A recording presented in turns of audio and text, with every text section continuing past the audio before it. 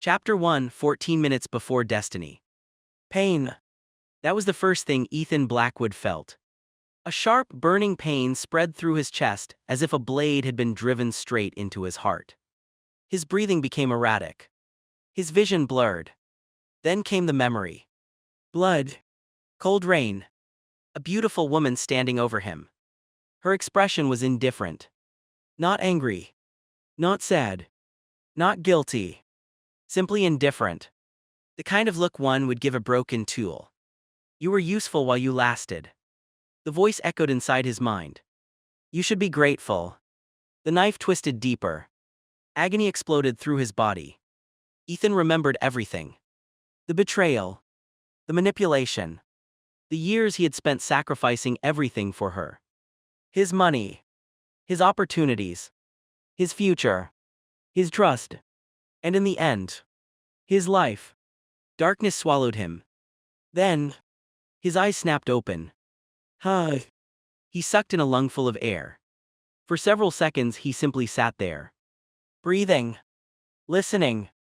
Thinking. Birds chirped nearby. Wind rustled through leaves.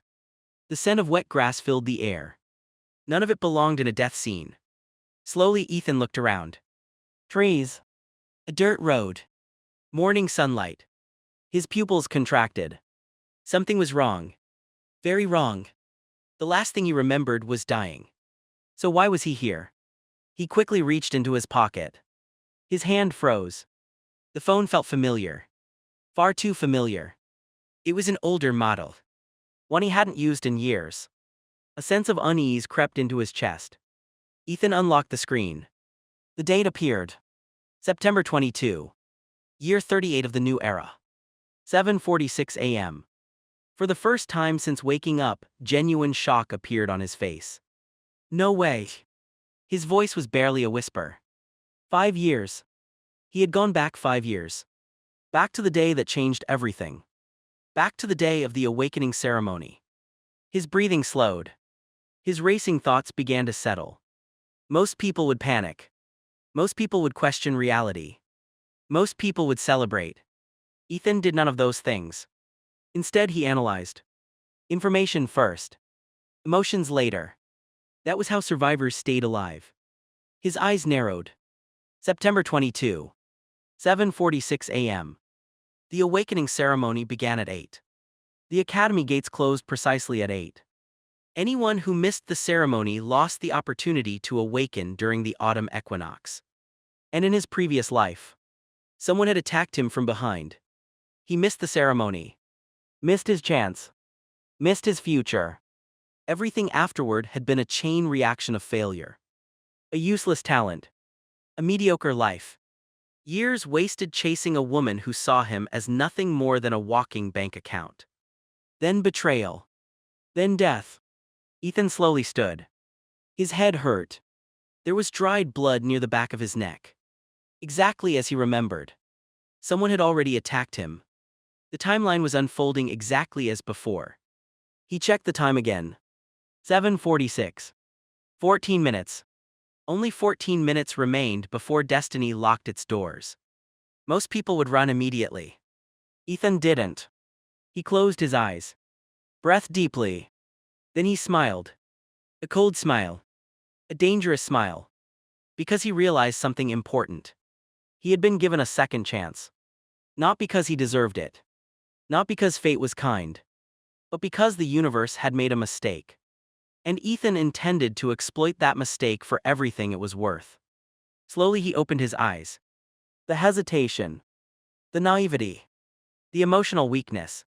The desperate need for validation. All of it died with the previous Ethan. The Ethan who woke up today was different. Much different. Because he finally understood something.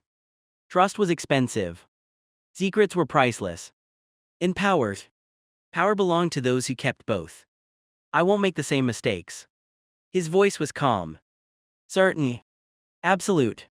Then he started running. The city rushed past him. Cars moved along elevated highways. Digital billboards displayed advertisements for awakened heroes. Flying drones monitored traffic. The awakening era had transformed humanity. Talent determined everything.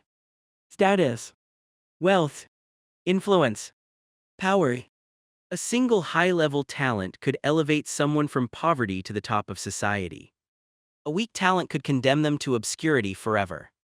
Ethan knew this better than anyone. Because he had experienced both extremes. He ran without stopping, ignoring the pain, ignoring the blood, ignoring the curious looks from pedestrians. Time mattered more. Every second mattered. 7:52. 7:54. 7:56. The massive gates of Apex Academy finally appeared. Relief flickered inside him. Not victory. Not yet. Relief. The gates remained open. Students continued entering. Ethan pushed forward. At 7:57 a.m. he crossed the entrance. A security teacher noticed his condition. "What happened to you?" Ethan didn't stop walking. "Nothing serious." The teacher frowned. "You need medical attention." "I need awakening first." The teacher blinked. Then laughed. "You've got your priorities straight." Ethan offered a polite smile and continued onward. Inside, thousands of students filled the academy grounds. Excitement filled the air. Nervousness. Hope. Fear. Dreams. Ethan observed everything quietly. People rarely understood how much information emotions revealed. Anxious students lacked confidence. Confident students came from powerful families. Arrogant students often possessed hidden insecurities. Human beings constantly exposed themselves. Most simply failed to notice. Ethan noticed. Always. That was why his enemies underestimated him. And why they eventually regretted it. His gaze swept through the crowd. Then stopped. A familiar figure stood near the center plaza. Long black hair. Elegant posture. Beautiful face. Olivia Hartwell. The woman who killed him. For a brief moment the world seemed to freeze. Their eyes met. Olivia looked surprised. Ethan's clothes were dirty. His face was scratched. His appearance was miserable. Concern appeared on her face. Or at least the imitation of concern. "Ethan." She walked toward him. "Are you okay?" 5 years ago, those words would have made his heart race. 5 years ago, he would have interpreted them as kindness. 5 years ago, he would have been an idiot. Now he saw the calculation beneath the expression. The curiosity. The self-interest. The need to maintain control. His emotional intelligence had never been the problem. His problem had been ignoring what he saw. "Never again." Ethan smiled politely. Not warmly. Not coldly. Just politely. "I'm fine." Olivia paused. Something felt different. Very different. The Ethan she knew was predictable. Easy to influence. Easy to read. The boy standing before her now felt strangely distant. Like a locked door. "I heard some people were looking for you earlier." Ethan nodded. "I know." That was all he said. Nothing more. No questions. No complaints. No emotional reaction. Olivia studied him. Ethan studied her. One was confused. The other was gathering information. Finally, the academy speakers activated. A voice echoed throughout the grounds. "All participants proceed to the awakening field." The ceremony was about to begin. Olivia hesitated. Then nodded. "Good luck. You too." She walked away. Ethan watched her leave. No hatred appeared on his face. No anger. No desire for revenge. Because revenge was emotional. Power was logical. The old Ethan had chased revenge. The new Ethan would chase power. Once he obtained enough power, revenge would happen naturally. Students gathered around the massive awakening platform. Thousands of eyes focused on the center. The principal stepped forward. His speech began. Almost nobody listened. Including Ethan. Instead he studied the crowd. The talents. The family backgrounds. The relationships. Everything mattered. Every piece of information could become useful someday. That was another lesson death had taught him. Knowledge accumulated. Advantages compounded. Small edges eventually became overwhelming. The principal finally finished speaking. The ceremony began. One by one, students stepped forward. Light erupted from the platform. Talents awakened. Cheers echoed. Fire manipulation. Water control. Enhanced strength. Wind affinity. The crowd celebrated every success. Then came a rare talent. Flight. The entire field exploded with excitement. Ethan remained calm. He knew something they didn't. Today was special. Far more special than anyone realized. Because among these students, several future legends existed. And this time, Ethan intended to surpass them all. The ceremony continued. Names were called. Talents appeared. The atmosphere grew increasingly excited. Then the announcer spoke another name. Olivia Hartwell. The crowd immediately paid attention. Olivia stepped forward. Blue light engulfed her body. Moments later, golden letters appeared. BSTMING. Applause erupted. A top-tier talent. Powerful. Versatile. Extremely expensive. Ethan wasn't surprised. He already knew. 5 years of memories provided many advantages. Soon after, another student approached. Alexander Frost. A quiet young man. Unremarkable appearance. Average family. Nothing special. Or so everyone believed. The awakening platform activated. A brilliant golden light exploded across the academy. Silence descended. Golden letters formed above the platform. Immortality. The entire field froze. Nobody spoke. Nobody moved. Even breathing seemed to stop. Then chaos erupted. Because everyone understood exactly what that meant. A legend had just been born. And Ethan simply smiled. Because he knew. This was only the beginning. And this time, he would not be the victim watching history unfold. He would be the one controlling it. Chapter 2: Infinite Replication. The crowd was still in chaos. Teachers, students, recruiters. Everyone stared at Alexander Frost as if they had just witnessed the birth of a god. Perhaps they had. Immortality. Even among legendary talents, it stood at the very top. The ability to survive what would kill others. The ability to continue growing while enemies aged and died. The ability to make mistakes without paying the ultimate price. Countless powerful organizations would soon try to recruit Alexander. Some would offer money. Others would offer protection. A few would offer threats disguised as opportunities. Ethan knew all of this because he had seen it happen before. In his previous life, Alexander Frost became one of humanity's strongest defenders. One of the few people who reached sovereign rank before the age of 30. And eventually, one of the most feared awakened individuals on Earth. The crowd continued cheering. Alexander himself looked stunned. Like a lottery winner who had not yet realized the value of his ticket. Ethan looked away. A powerful talent was useful. But obsession was dangerous. Most people focused too much on opportunities. The truly intelligent focused on timing. There was no point staring at a treasure if you weren't ready to claim it. The ceremony continued. More names were called. More talents appeared. The atmosphere slowly returned to normal. Then, Ethan Blackwood. The announcer's voice echoed across the field. Thousands of eyes turned toward him. Ethan calmly stepped forward. No excitement. No nervousness. No anticipation. 5 years ago, he had dreamed of this moment. Now he viewed it as another step in a much larger plan. The awakening platform hummed softly beneath his feet. Ancient symbols illuminated around the circular structure. Energy gathered. The world seemed to hold its breath. Then the light exploded. White radiance swallowed everything. For a brief moment, Ethan couldn't see. Couldn't hear. Couldn't feel. Only endless white. Then a voice echoed inside his mind. A voice nobody else could hear. Talent awakening complete. Scanning host. Synchronization successful. Divine talent activated. Ethan's pupils contracted. Divine talent. In his previous life, talents never spoke. His heartbeat accelerated slightly. The voice continued. Talent name, Infinite Replication. The words appeared inside his consciousness. Then more information followed. And Ethan froze.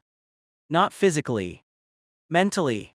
Because what he was reading was absurd. Absolutely absurd. Infinite replication allows permanent replication of talents, skills, physiques, bloodlines, techniques, and special abilities under certain conditions. No theoretical limit detected. Potential growth, infinite. For the first time since returning to the past, Ethan experienced genuine shock. Infinite.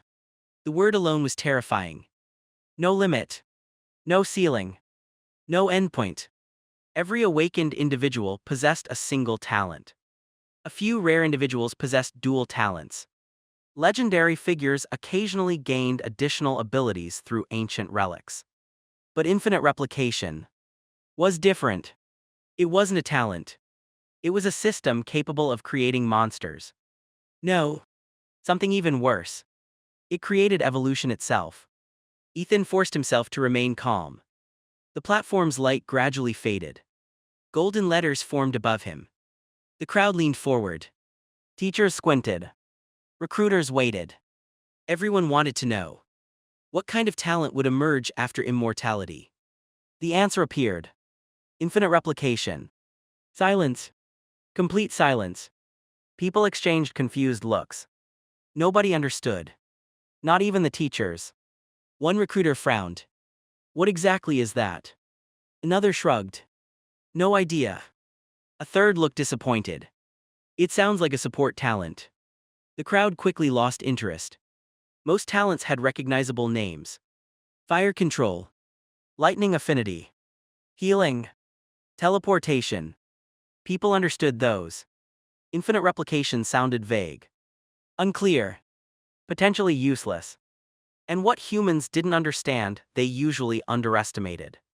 Ethan almost laughed. Perfect. Absolutely perfect. The less attention he received, the safer he would be.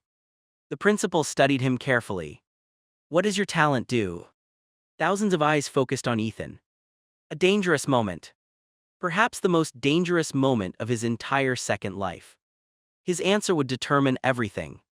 One mistake could change the future completely. Fortunately, Ethan had always been good at lying.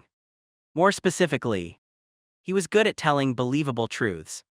The best lies contain pieces of reality. My talent allows me to analyze abilities. Murmurs spread through the crowd. Analysis. A support skill. Someone immediately lost interest. Another student laughed. So he's basically a scanner. The disappointment was almost tangible. Ethan maintained a neutral expression. Inside he was smiling. Excellent. Keep underestimating me. Please. The principal nodded slowly. Interesting. Not powerful. Not valuable. Not important. That was what everyone was thinking. Exactly what Ethan wanted. The ceremony moved on. His moment passed. The spotlight disappeared. And for the first time since awakening, Ethan finally had a chance to think. Infinite replication. The most dangerous talent he had ever heard of. But something still bothered him. The information felt incomplete. Like a book missing half its pages. Then, a sharp pain erupted behind his eyes. Ethan nearly stumbled. His vision blurred. A second voice appeared. Secondary ability activated. Eyes of insight. The world changed. Instantly. Completely. Every person around him became surrounded by information. Names. Talents.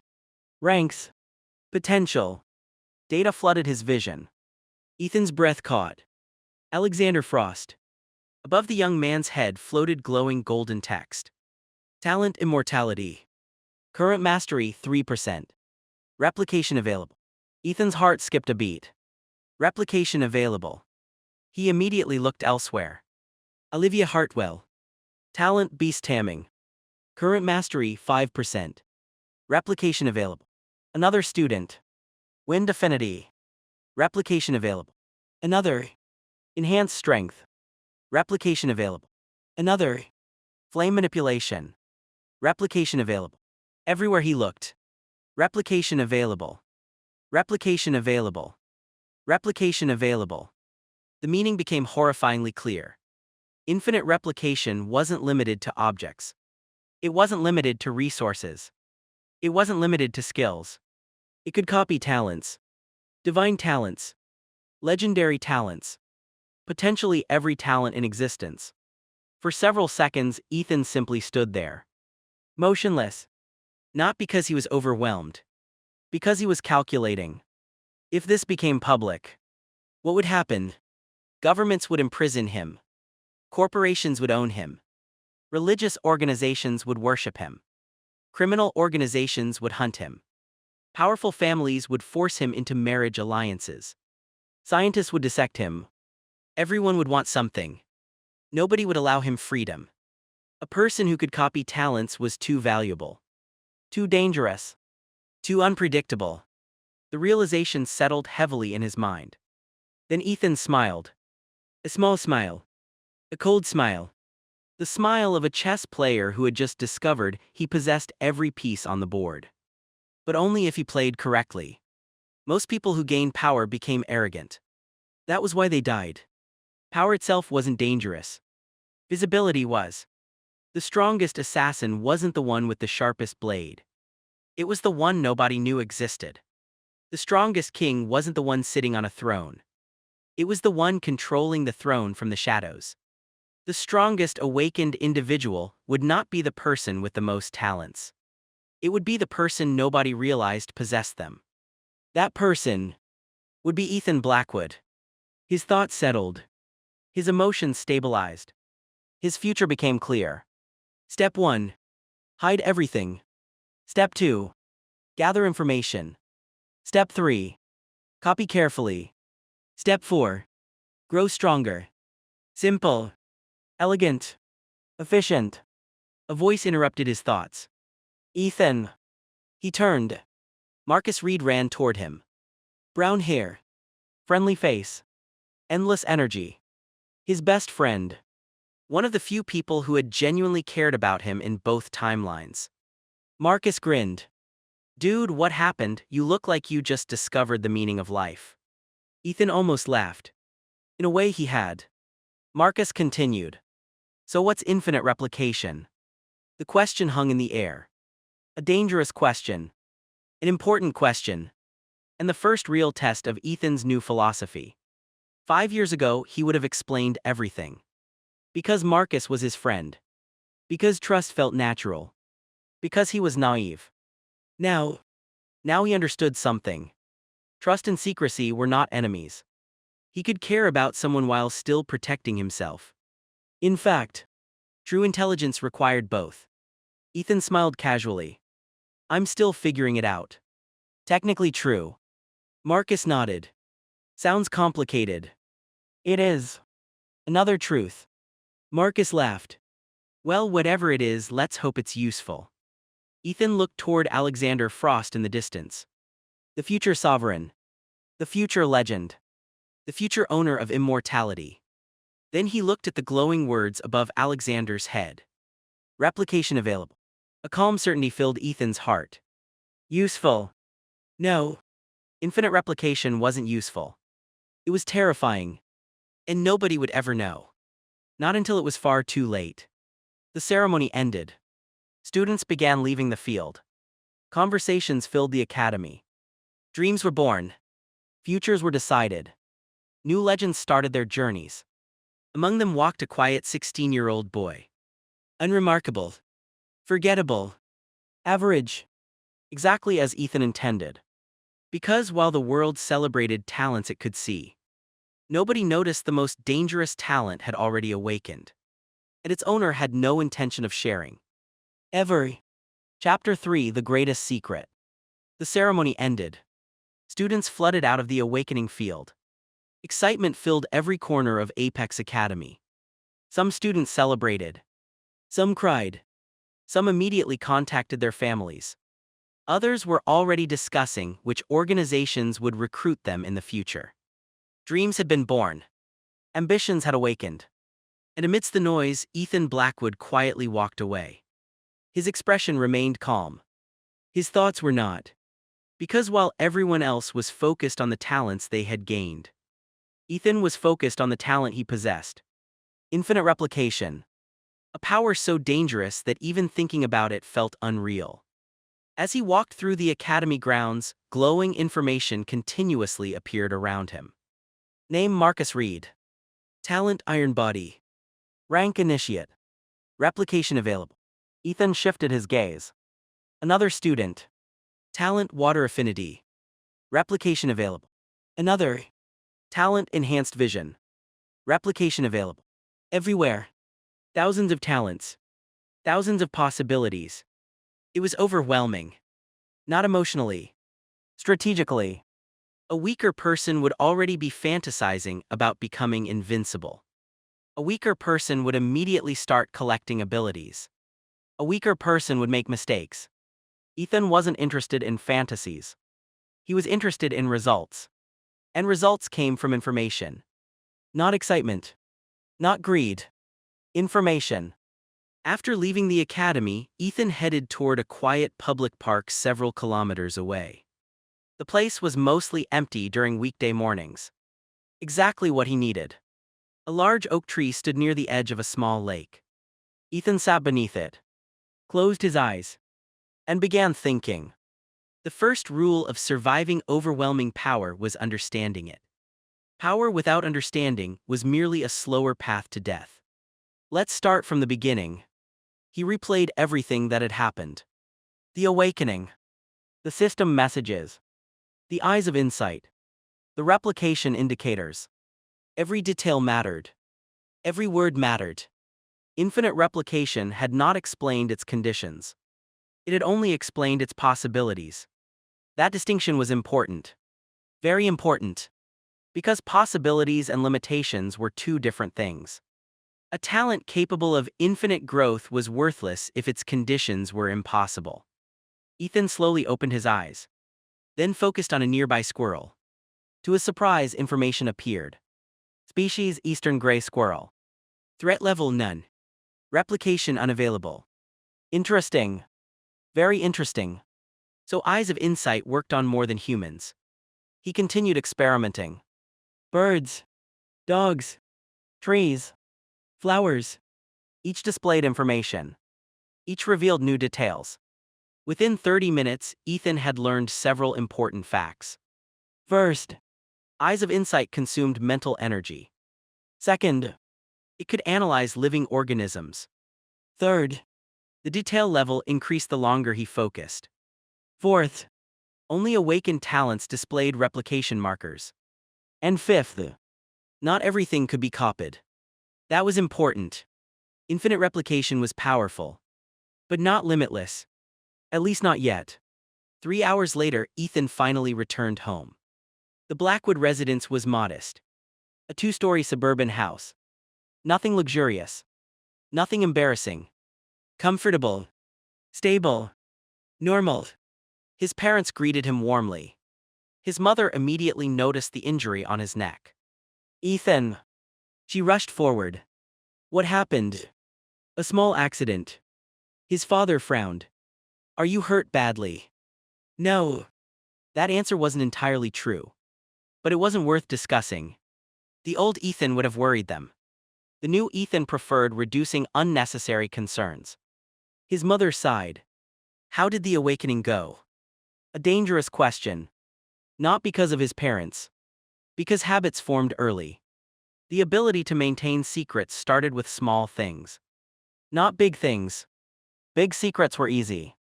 Small secrets were difficult. Support talent. Ethan answered. Analysis type. His parents looked relieved.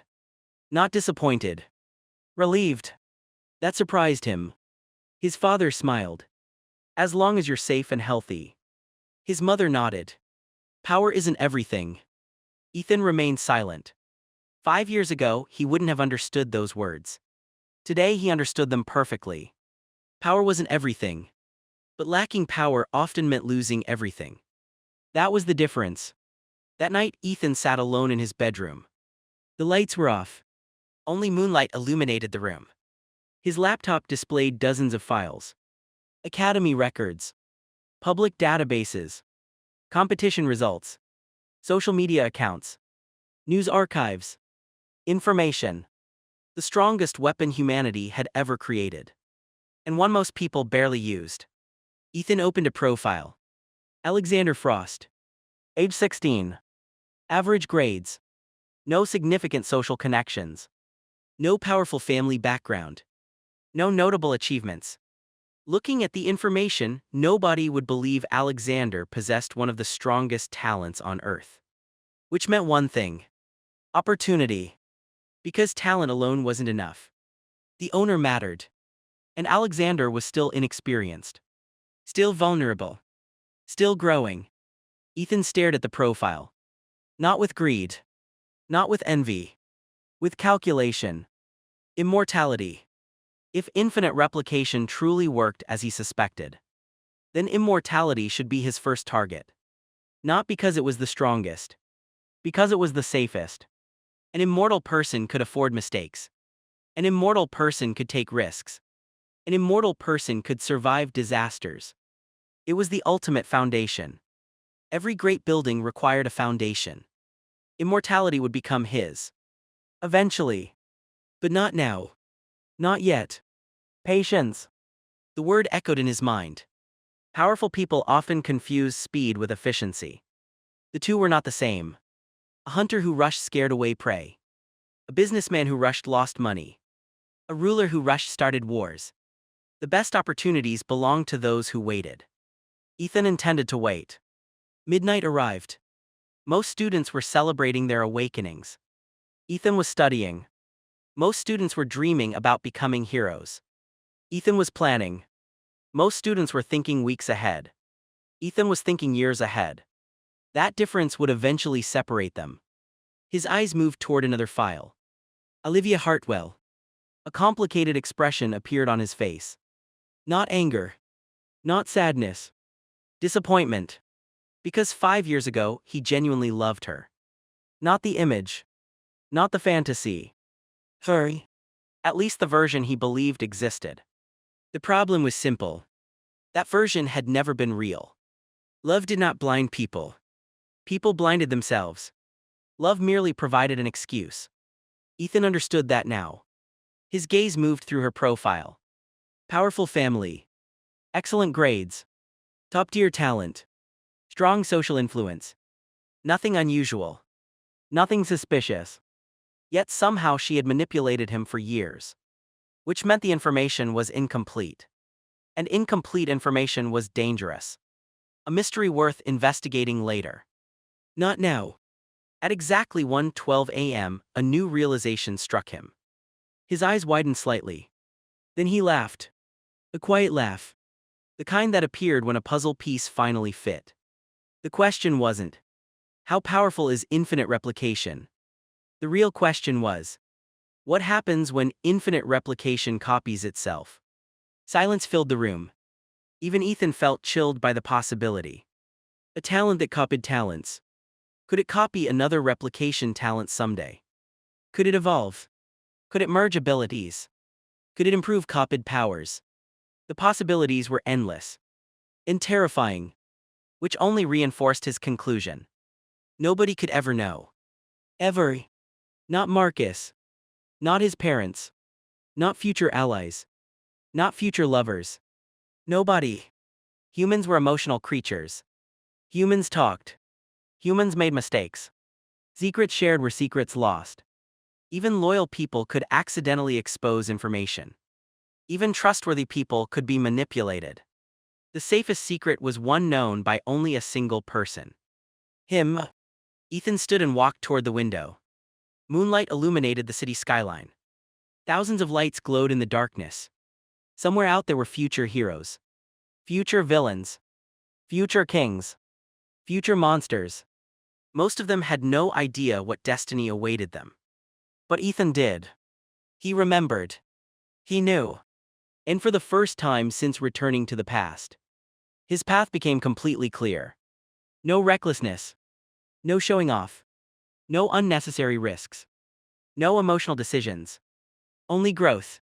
Only preparation. Only power. Slow. Steady. Unstoppable. He looked toward the distant direction of Apex Academy. Toward the future sovereign named Alexander Frost. toward the glowing words only he could see. Talent immortality. Replication available. A faint smile appeared on Ethan's face. You're not my target. He spoke softly. You're my first step. The night wind entered through the open window. The city slept. But Ethan Blackwood did not. Because while everyone else celebrated the talents they had gained, he was preparing to claim talents that were never meant to belong to him. And tomorrow, his observation would begin. For the first time in both lives, the hunter had entered the forest, and nobody knew they were prey. Chapter 4: A Worthless Talent. The next morning, Apex Academy was buzzing with excitement.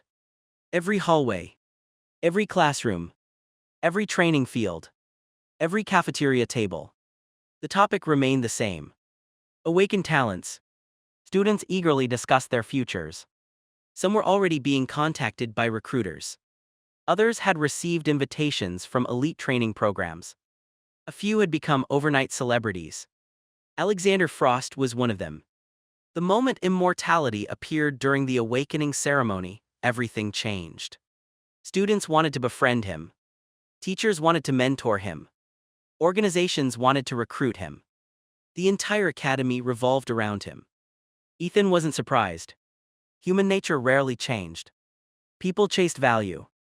Nothing more. Nothing less. As he entered the classroom, conversations immediately filled the air. Did you hear? The World Alliance already contacted Alexander. Seriously? My cousin saw him meeting recruiters this morning. That's insane. It makes sense, it's immortality. Imagine having a talent like that. Ethan quietly took his seat near the window. No one paid much attention to him. Exactly as planned. A few students glanced his way, then quickly looked elsewhere. The reason was simple. They already knew what his talent supposedly was. Analysis. A support skill. Useful perhaps. Interesting maybe. Important. Not really. Most students had already categorized him. Average. Forgettable. Not worth further consideration. Ethan couldn't have asked for a better outcome. Several minutes later, their homeroom instructor entered. Professor Nathan Sterling. A silver rank awakened. Former combat specialist. Current academy instructor. His sharp gaze swept across the room. The chatter immediately stopped. Congratulations on surviving yesterday. A few students laughed. Nathan remained serious. Many of you believe your futures are already decided. The classroom became quiet. You're wrong. His voice carried authority. A talent provides potential. He paused. It does not provide achievement. The students listened carefully. Every year I watch talented students become failures. Every year I watch ordinary students exceed expectations. Your awakening was the beginning. Nothing more. Ethan nodded slightly. For once the professor was correct. The world loved talent. Reality loved discipline. The two weren't always the same. Nathan continued. Over the next month you'll undergo evaluations. Combat assessments. Talent compatibility tests. Growth analysis. Psychological profiling. Several students looked nervous. Others looked excited. Ethan simply listened. Most of this information was already familiar. 5 years ago he had experienced the same process. This time, however, he understood its true purpose. The academy wasn't evaluating students. The academy was sorting investments. Nothing more. Nothing less. After class, several teachers approached Alexander Frost. The future immortal quickly became surrounded. Questions. Advice. Recruitment offers. Attention. Endless attention. Ethan watched quietly. Then he looked away. Attention was expensive. Every person watching Alexander represented a potential problem. Every observer increased risk. Every conversation created variables. This was why Ethan had no intention of standing in the spotlight. The spotlight revealed too much. Shadows revealed nothing. As he exited the classroom, another voice called out. Hey! Ethan turned. A tall blonde student approached. Ryan Cole. A Wind Affinity user. Popular. Confident. Arrogant. The type of person who measured worth through talent rankings. Ryan smirked. So your talent is really just analysis. Several nearby students slowed their pace. Interested. Waiting. Ethan already understood the situation. Ryan wasn't asking for information. He was establishing social hierarchy. People like Ryan did this constantly. Every interaction was a competition. Every conversation was a status check. The intelligent response wasn't confrontation. It was redirection. Ethan shrugged. Seems that way. Ryan blinked. The answer wasn't what he expected. No defensiveness. No embarrassment. No excuses. Nothing. Just acceptance. His prepared mockery suddenly lost momentum. That's unfortunate. Ethan nodded. Probably. Ryan looked confused. Then awkward. Then disappointed. Without conflict, there was no entertainment. Without resistance, there was no victory. The interaction died immediately. Ryan eventually walked away. Ethan continued toward the academy courtyard. A small smile appeared on his face. Most conflicts existed because people volunteered to participate. Refusing the game often ended it before it began. Lunch arrived. The cafeteria overflowed with noise. Marcus Reed dropped into the seat across from Ethan. You're becoming weird. Ethan raised an eyebrow. Only becoming. Marcus laughed. Fair point. He pointed a fork at Ethan. Seriously though. You seem different. Dangerous. Not because Marcus was suspicious. Because Marcus was observant. The best lies weren't created after questions appeared. The best lies existed beforehand. Prepared. Natural. Consistent. Ethan took a sip of water. Near-death experiences change people. Marcus considered that. Then nodded. Fair. Conversation ended. No further explanation required. Truth mixed with omission. The strongest form of deception. That afternoon, students underwent their first talent evaluations. One by one they entered testing chambers. Combat talents. Support talents. Utility talents. Each received professional assessment. Eventually Ethan's turn arrived. He entered a white room. Several instructors waited. A crystal device sat in the center. Professor Nathan Sterling stood nearby. Place your hand on the crystal. Ethan complied. Energy flowed through the device. The crystal glowed faintly. Numbers appeared. Data scrolled across a screen. Several instructors examined the results. Then one of them frowned. Interesting. Another instructor nodded. Definitely analysis-oriented. Exactly as Ethan expected. The crystal wasn't reading infinite replication. It was reading the functions he allowed it to see. Eyes of insight. Analysis. Observation. Information gathering. Nothing threatening. Nothing extraordinary. Professor Nathan reviewed the report. Low combat value. Another instructor agreed. Potentially useful support talent. Limited direct growth. The assessments continued. Every sentence made Ethan happier. Underestimate me more. Please. The more they believed he was ordinary, the safer he became. Eventually the evaluation ended. Nathan handed him a report. Talent classification. Support type. Threat assessment.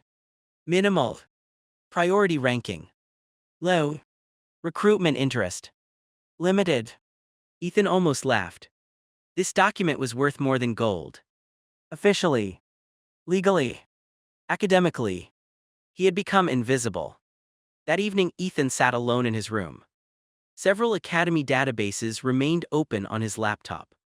Alexander Frost's schedule occupied most of the screen. Morning classes. Training periods.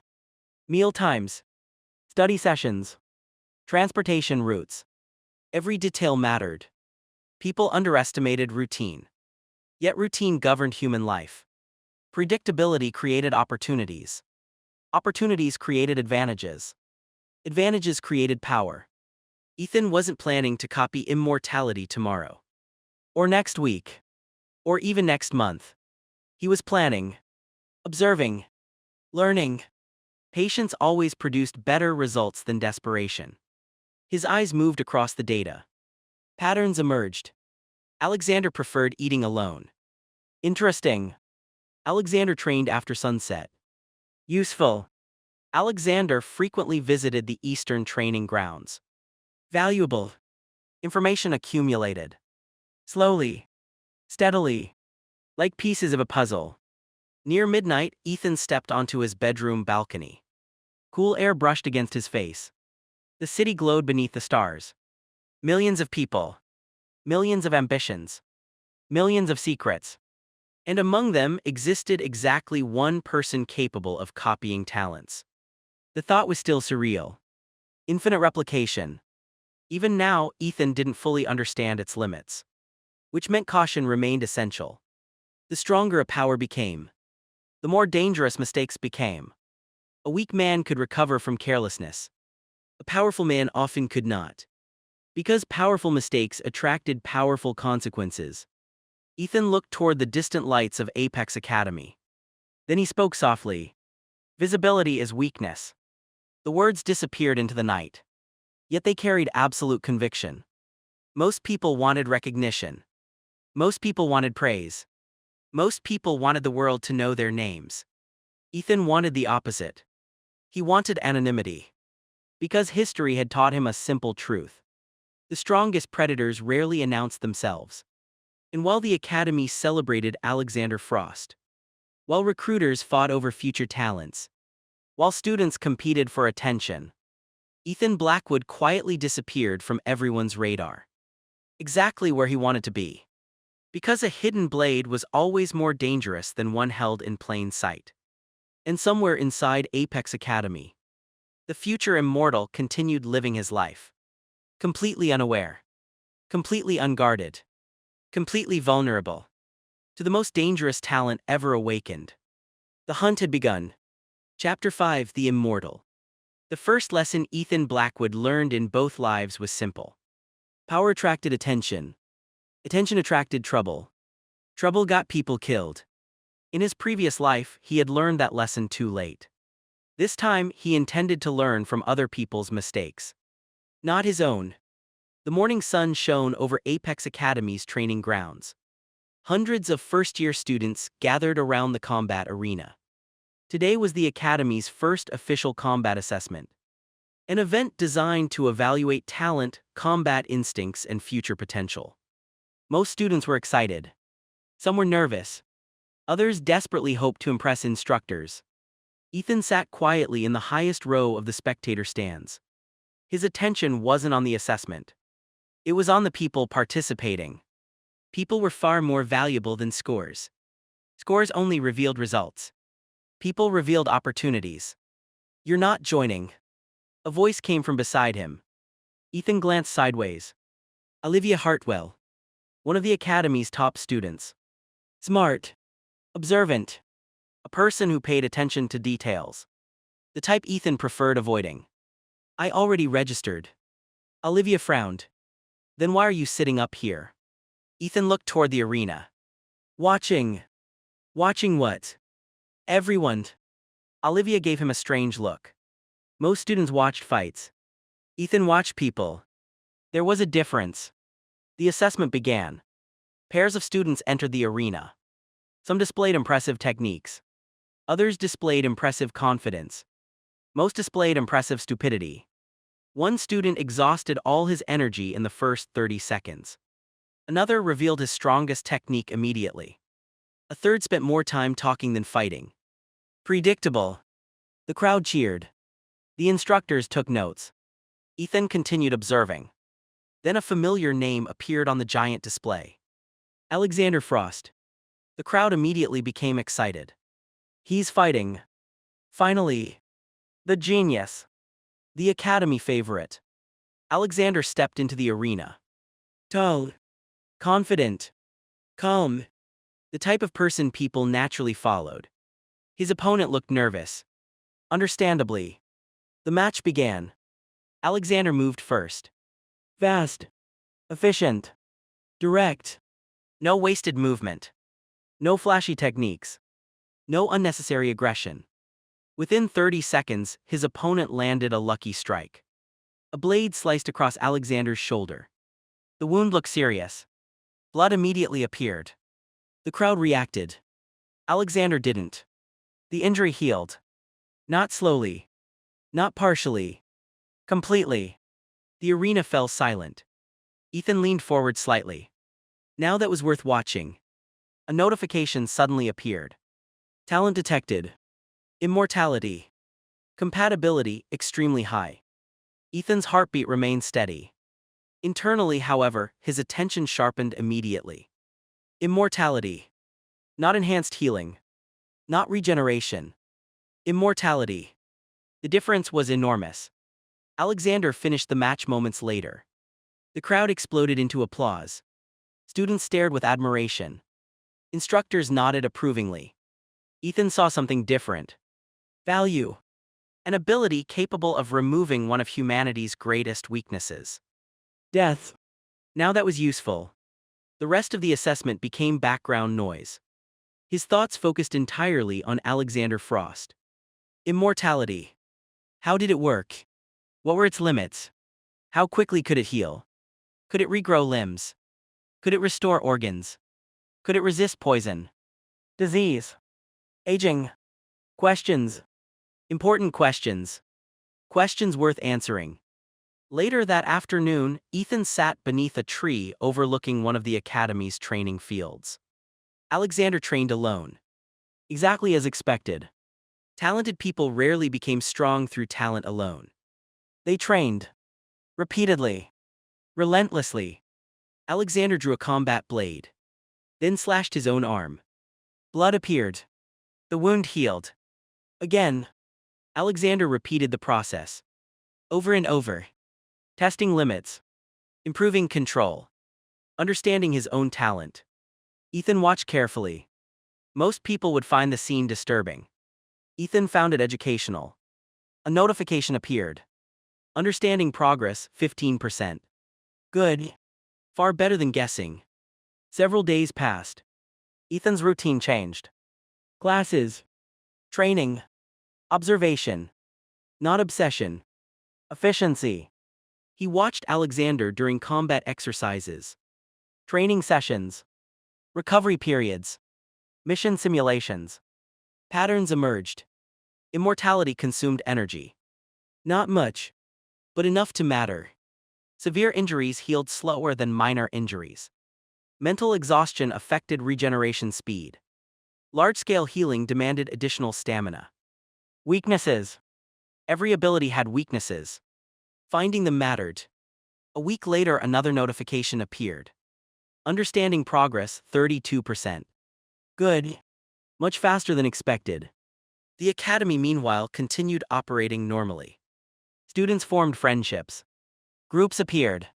Rivalries emerged. Ethan avoided all of it. Friendships were investments. Most investments produced poor returns. His goal wasn't popularity. His goal wasn't influence. His goal wasn't becoming a hero. His goal was freedom. Freedom required power. Power required useful abilities. Useful abilities required opportunity. Everything else was secondary. 2 days later, Ethan found another opportunity. Combat endurance training. Students were required to observe higher-ranked talents during advanced exercises. Alexander participated. A combat instructor launched attacks powerful enough to seriously injure students. Alexander absorbed every hit. Broken bones. Damaged muscles. Internal injuries. Each one healed. Again. And again. And again. The instructors looked impressed. The students looked amazed.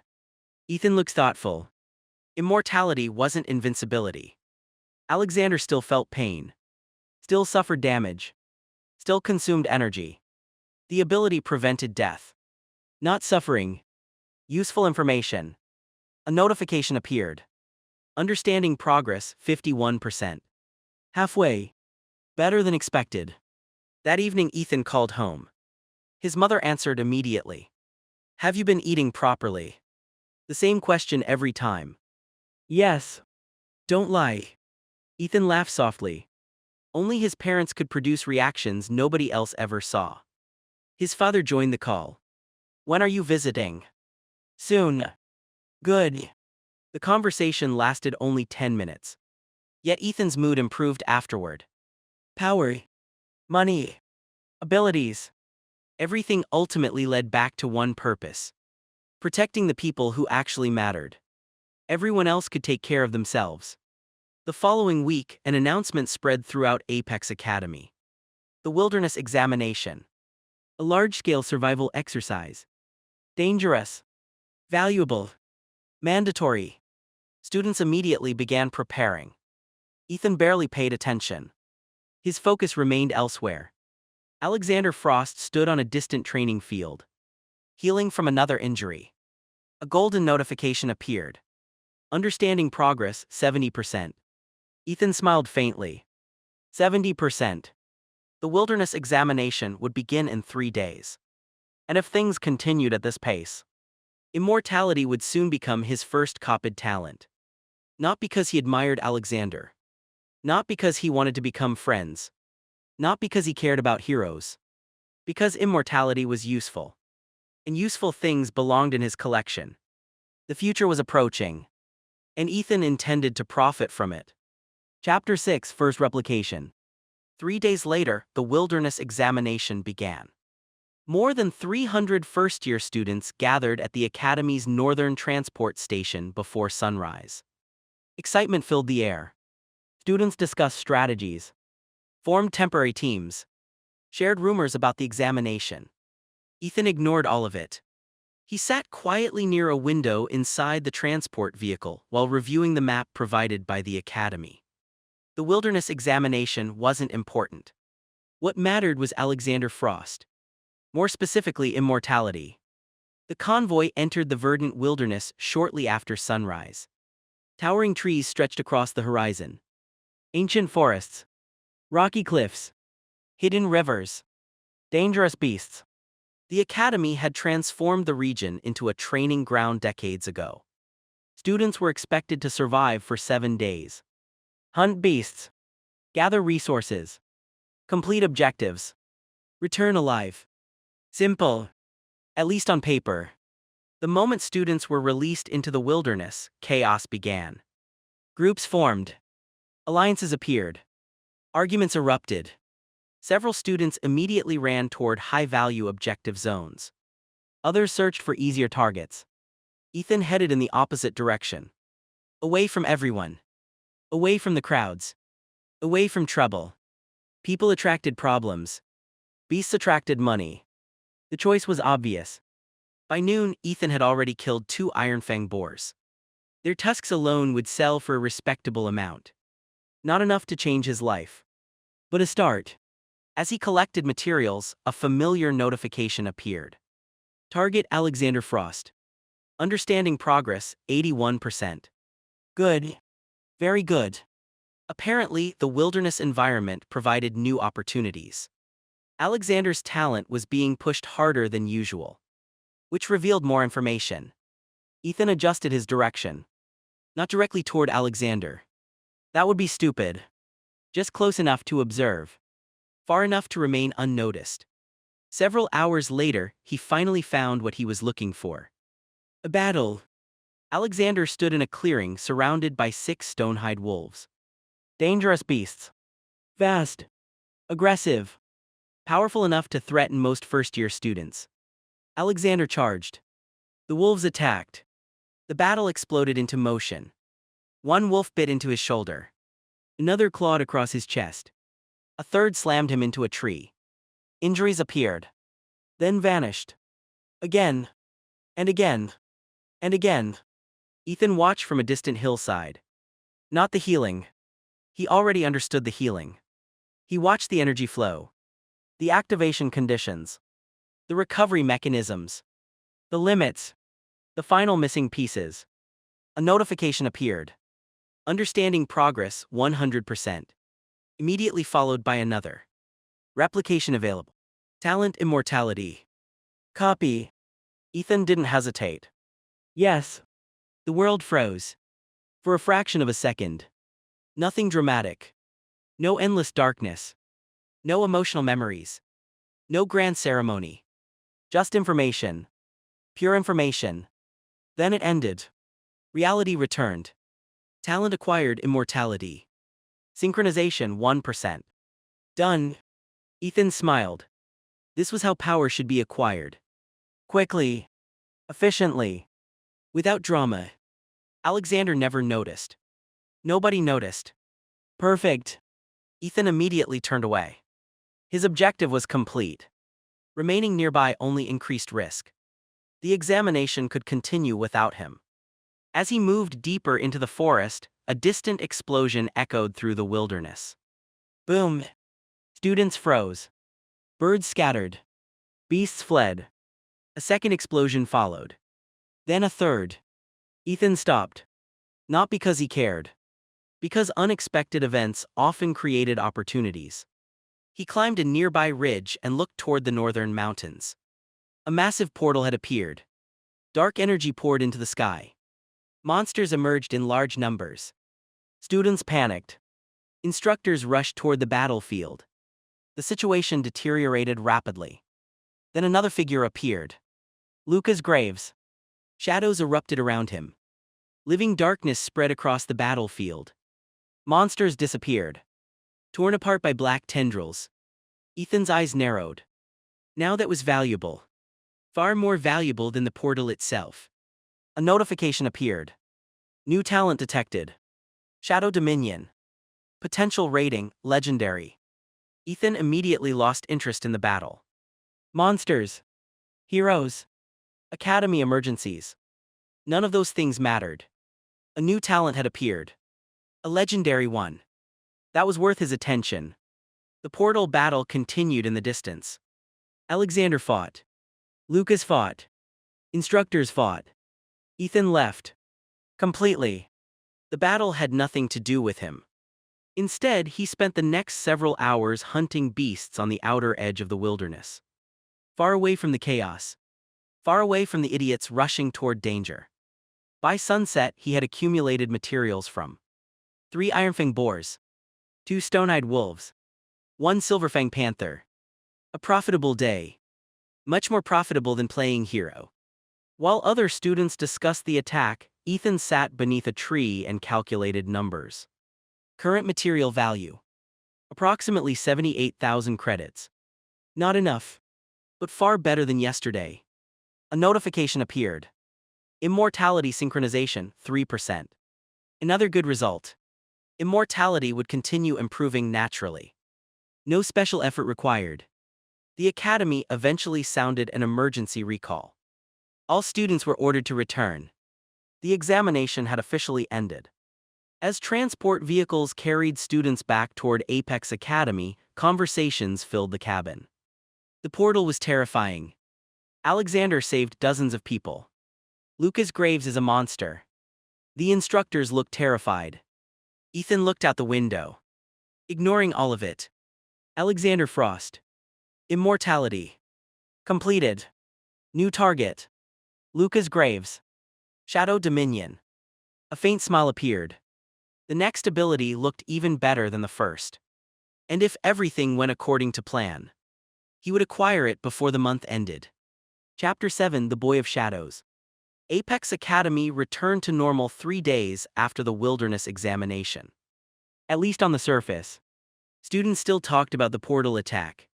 The academy administration increased security. Several instructors disappeared into meetings. Rumors spread faster than facts. None of it interested Ethan. His attention was focused elsewhere. Lucas Graves. Shadow Dominion. The academy cafeteria buzzed with conversation. Students gathered around tables discussing rankings and future examinations. Ethan sat alone near a window. A habit that discouraged unnecessary conversations. Most people interpreted solitude as arrogance.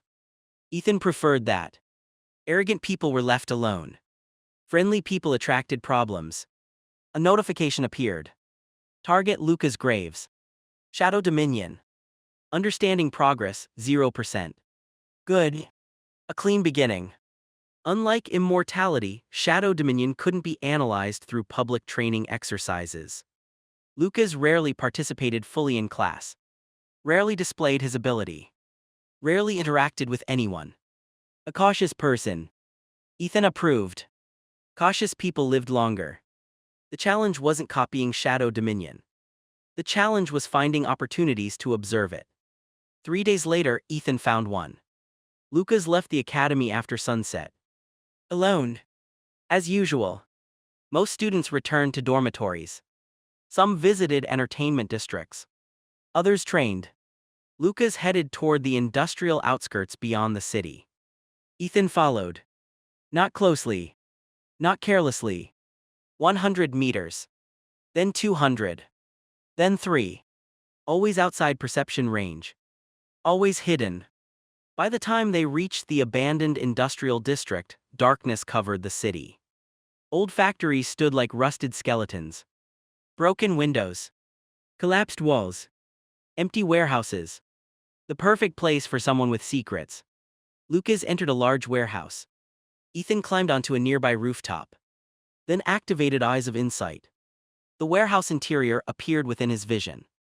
Lucas stood motionless. Alone. Silent. Then the shadows moved. The darkness beneath his feet detached itself from reality. Like living water. Like intelligent smoke. Like creatures awakening from sleep. Hundreds of black tendrils spread across the warehouse floor. Crawling. Searching. Expanding. A rusted steel beam suddenly twisted. Bent. Crushed. As though invisible giants had squeezed it. No sound. No explosion. No wasted energy. Only destruction. Ethan's eyes narrowed. This was far more useful than immortality. Immortality protected life. Shadow Dominion controlled death. A notification appeared. Understanding progress, 38%. Much faster. Very good. Lucas continued training. The shadows became blades. Spears. Chains. Walls. Each transformation occurred instantly. No chance. No preparation. No visible weakness. The versatility alone was terrifying. Most awakened abilities specialized in one area. Shadow Dominion seemed capable of everything. Attack. Defense. Assassination. Reconnaissance. Capture. Stealth. The more Ethan watched, the more valuable the ability became. Another notification appeared. Understanding progress, 57%. Excellent. Then something unexpected happened. Lucas stopped. The shadows vanished. His head turned slightly. Toward Ethan's rooftop. For several seconds neither moved. Then Lucas spoke. You're terrible at hiding. Ethan remained still. Lucas sighed. Either leave. He paused. Or stop pretending. Ethan stepped onto the edge of the rooftop. No point continuing. The observation had already succeeded. Lucas looked exactly as calm as always. No anger. No surprise. No hostility. Which meant he had probably noticed Ethan long before today. Useful information. How long? Ethan asked. Lucas shrugged. A week. Ethan almost laughed. Not because it was funny. Because it was embarrassing. Apparently Lucas possessed far better perception than expected. That made Shadow Dominion even more valuable. What do you want? Lucas asked. Direct. Efficient. Ethan respected that. Your abilities. Silence. The warehouse became very quiet. Lucas stared. Then laughed. The first genuine laugh Ethan had ever heard from him. That's unusually honest. You asked. Fair. Lucas crossed his arms. And if I say no? I'm not asking for permission. Another laugh. Strange person. Lucas shook his head. Most people lie. Most people waste time. For a moment neither spoke. Then Lucas looked toward the darkness outside. His expression changed slightly. Not fear. Not concern. Annoyance. Someone expecting trouble. You should leave. Why? Lucas's eyes moved toward distant city lights. Because some people are looking for me. That answer immediately caught Ethan's attention. Not because he cared about Lucas. Because hunted people usually carried valuable secrets. What people? Lucas remained silent. A silent answer. Dangerous people. The kind better left unnamed. After several moments, Ethan nodded. The conversation had already produced enough information. He turned and walked away. A notification appeared. Understanding progress, 82%. Ethan smiled. One observation session. One conversation. 82%. Much better. This was how power collection should work. Fast. Efficient. Practical. No friendships required. No emotional bonding. No heroic adventures. Just results. Behind him, Lucas watched silently. Most people wanted something from him. Power. Status. Influence. Ethan wanted power too. The difference was that he admitted it. Oddly enough, that made him easier to understand. As Ethan returned toward Apex Academy, another notification appeared. Warning. Hostile observation detected. His expression didn't change. Someone was watching. Not Lucas. Not students. Not instructors. Someone else. Someone careful. Someone professional. Ethan casually continued walking. Inside his mind, however, calculations had already begun. A watcher. A legendary shadow ability. A hunted bloodline. Chapter 8: Shadow Dominion. The moment Ethan returned to Apex Academy, he knew someone was watching him. Not because he saw them. Because they were good. Too good. Normal students stared openly. Instructors didn't bother hiding their presence. This observer was different. Professional. Patient. Disciplined. Someone trained. Ethan didn't react. Didn't search. Didn't investigate. The moment a target realized they were being watched, the watcher adjusted. The smarter move was pretending ignorance. So Ethan continued his routine. Classes. Training. Meals. Sleep. Everything normal. Meanwhile, he waited. People eventually made mistakes. 4 days later, Lucas Graves disappeared. Not literally. He simply stopped attending classes. No explanation. No announcements. No messages. Most students didn't care. Ethan did. Because Shadow Dominion was currently sitting at 82% understanding. An unfinished business annoyed him. That evening he left the academy. The abandoned industrial district was empty. No Lucas. No shadows. No signs of recent activity. Ethan activated Eyes of Insight. Nothing. Then a faint sound reached his ears. Metal striking metal. A fight. Several kilometers beyond the warehouses. Ethan moved immediately. Not because he wanted to help. Because fights created opportunities. 20 minutes later, he arrived at an abandoned quarry. The scene below explained everything. Lucas stood in the center. Surrounded. 5 opponents. All adults. All awakened. All dangerous. The same type of people Lucas had mentioned before. People looking for him. One of the men stepped forward. The elders have been patient. Lucas remained expressionless. Then tell them to keep waiting. The man's face darkened. The Shadow Throne belongs to your family. I'm not interested. That isn't your decision. Lucas sighed. Then shadows exploded across the quarry. The battle began instantly. Ethan watched from a cliff overlooking the battlefield. His attention focused entirely on Shadow Dominion. Not the enemies. Not Lucas. Not the outcome. The ability. This was the most complete display yet. Darkness surged across hundreds of meters. The entire quarry transformed into a sea of moving shadows. Blades emerged from darkness. Chains erupted from beneath enemies. Spears launched from impossible angles. Every shadow became a weapon. Every shadow became an extension of Lucas. A notification appeared. Understanding progress, 91%. Close. Very close. The attackers fought back. Fire. Lightning. Wind. Metal. Powerful abilities. Yet every attack disappeared into darkness. Absorbed. Consumed. Redirected. Ethan's eyes narrowed. so Shadow Dominion could interact with other abilities. HMM. The battle intensified. One attacker suddenly appeared behind Lucas. A teleportation ability. Rare. Dangerous. The blade pierced Lucas's chest. A direct hit. Lucas looked down. Then looked up. The shadows went insane. The entire quarry shook. Darkness erupted from every direction. For the first time since Ethan met him. Lucas looked angry. Really angry. The result was immediate. 3 attackers died. 1 lost an arm. The last fled. The quarry fell silent. Lucas stood alone among the ruins. A notification appeared. Understanding progress 100%. Replication available.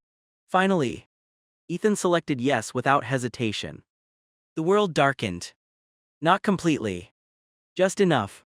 Shadows surrounded him. Moved around him. Welcomed him. Then everything ended. Reality returned. Golden text appeared. Legendary talent acquired. Shadow Dominion. Synchronization 1%. Done. 8 days. That was all it took. 1 week. 1 observation path. 1 copied legendary talent. Perfect. Then another notification appeared. New talent detected. Spatial storage. Source identified. Ethan immediately focused. A new ability. Already located. Even better. His gaze shifted toward the surviving attacker fleeing through the forest. The man possessed the ability. Spatial storage. A practical talent. One Ethan had wanted since entering Apex Academy. No carrying materials. No renting warehouses. No transportation costs.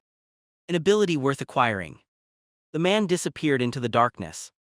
Ethan didn't follow. Not tonight. The target had already been identified. That was enough. Below, Lucas suddenly looked toward Ethan's cliff. Their eyes met briefly. Neither spoke. Neither moved. Then Lucas turned away. As if he already knew Ethan had been there. Strange person. Ethan left the quarry. His objective was complete. Shadow Dominion belonged to him now. The next objective was obvious. Money. The following morning, Ethan entered Verdant Beast Forest alone. He wanted to test his new ability. And make money at the same time. A perfect combination. 3 hours later, a massive crimson bear charged toward him.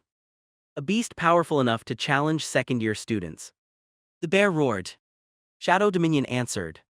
Darkness spread beneath Ethan's feet. Dozens of black spikes erupted upward. The bear died before reaching him. Instantly, Ethan looked at the corpse. Then at the shadows. A faint smile appeared. This was much stronger than expected. And strength meant opportunity. By sunset, he had earned nearly 300,000 credits in beast materials. His best hunting day yet. Far away inside a hidden underground facility, a report arrived on someone's desk. Subject Ethan Blackwood. Status under observation. Threat level unknown.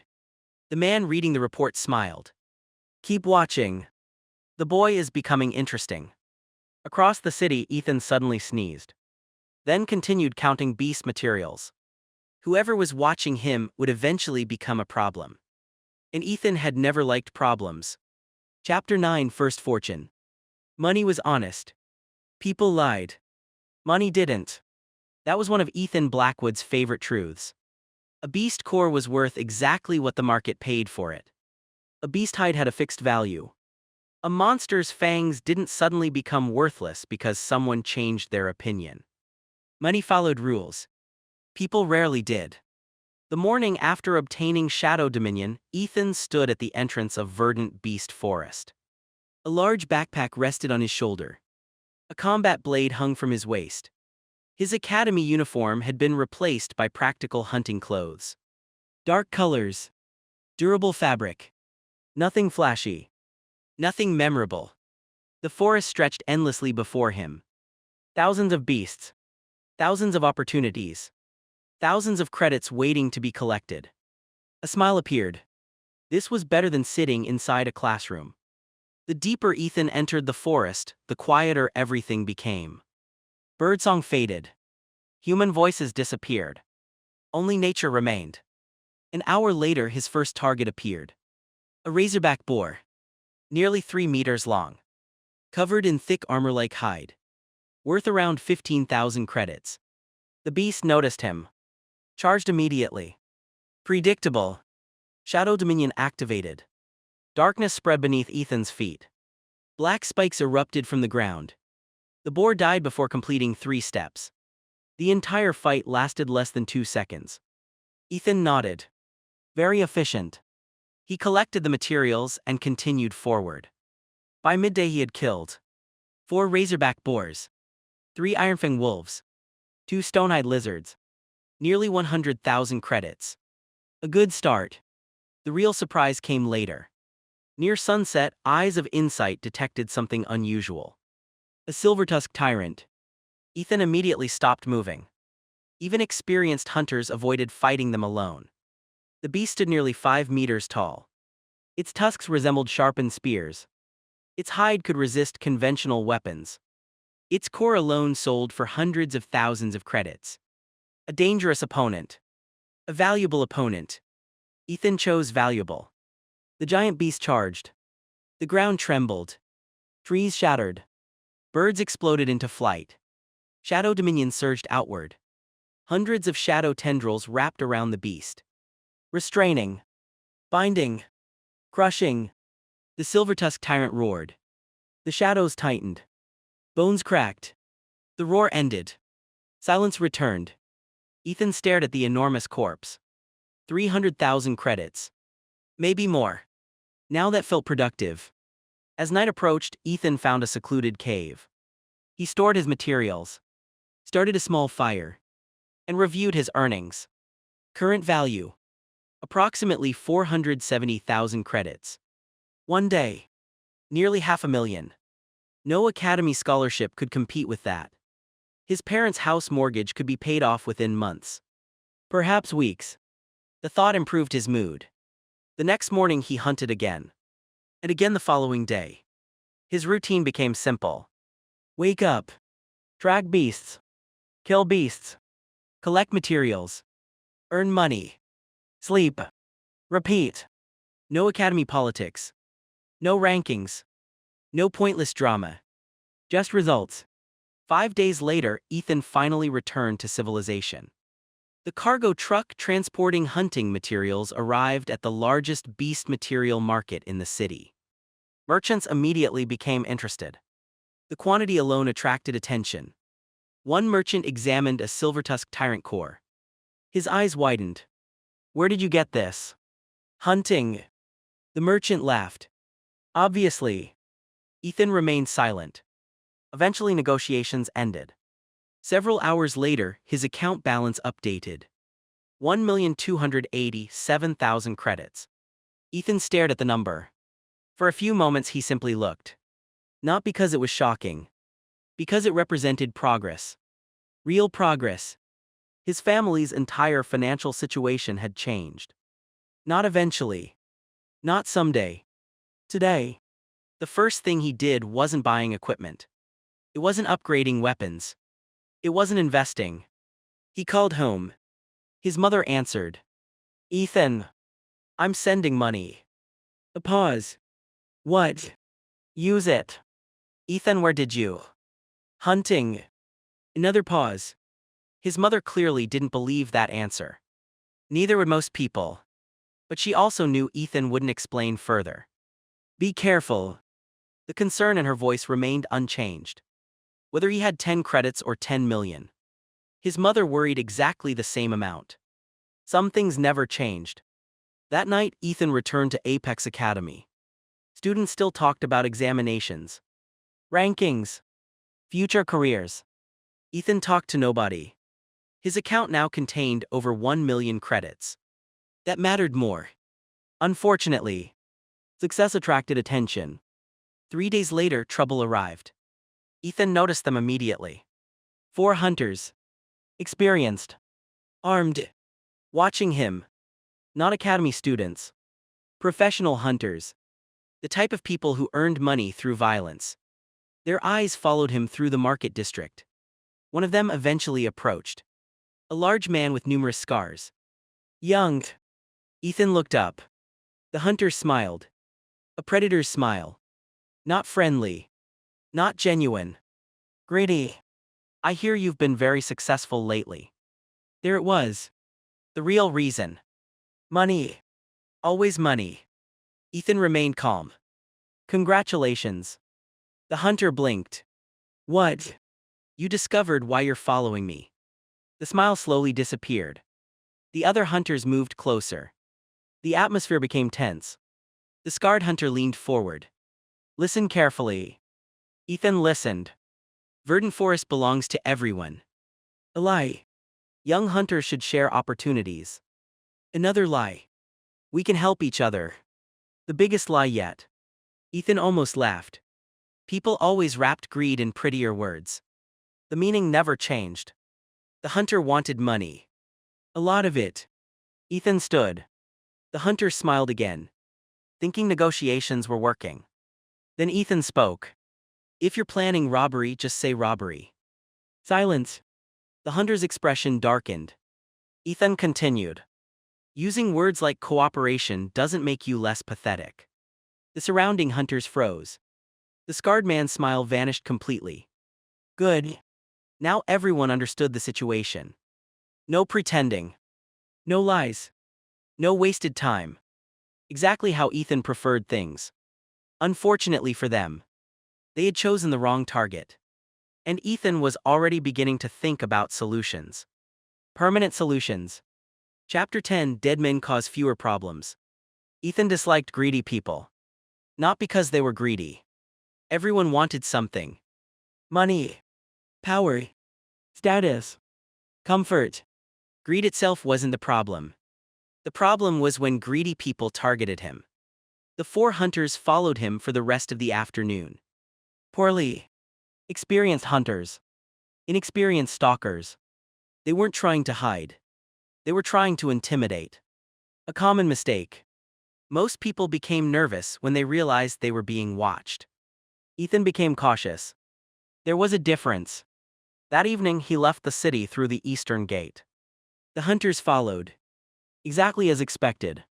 The moment he entered verdant beast forest, their confidence increased. No surveillance cameras. No city guards. No witnesses. Perfect conditions. For everyone involved. The scarred hunter from earlier led the group. His name was Marcus Kane.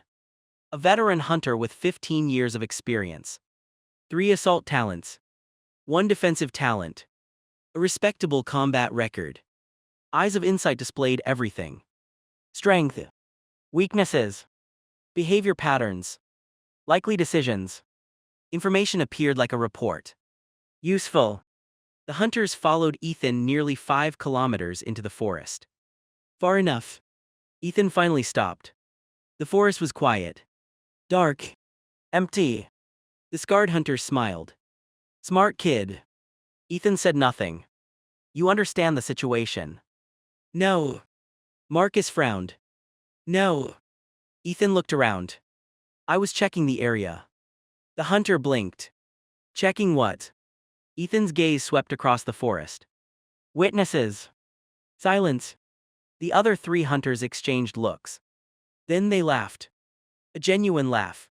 Apparently they found the statement amusing. Marcus shook his head. You're brave. No. Then what are you? Ethan's eyes settled on him. Prepared. The smile disappeared from Marcus's face. Instinct. Years of experience suddenly screamed danger. Too late. Shadow Dominion exploded outward. The ground beneath the hunters became liquid darkness. Black chains erupted upward. 1 hunter died instantly. A spike pierced his throat before he could react. The laughter ended. Panic began. What the? The second hunter tried running. The shadows caught him first. His body disappeared beneath darkness. The screaming lasted 3 seconds. Then stopped. Marcus finally understood.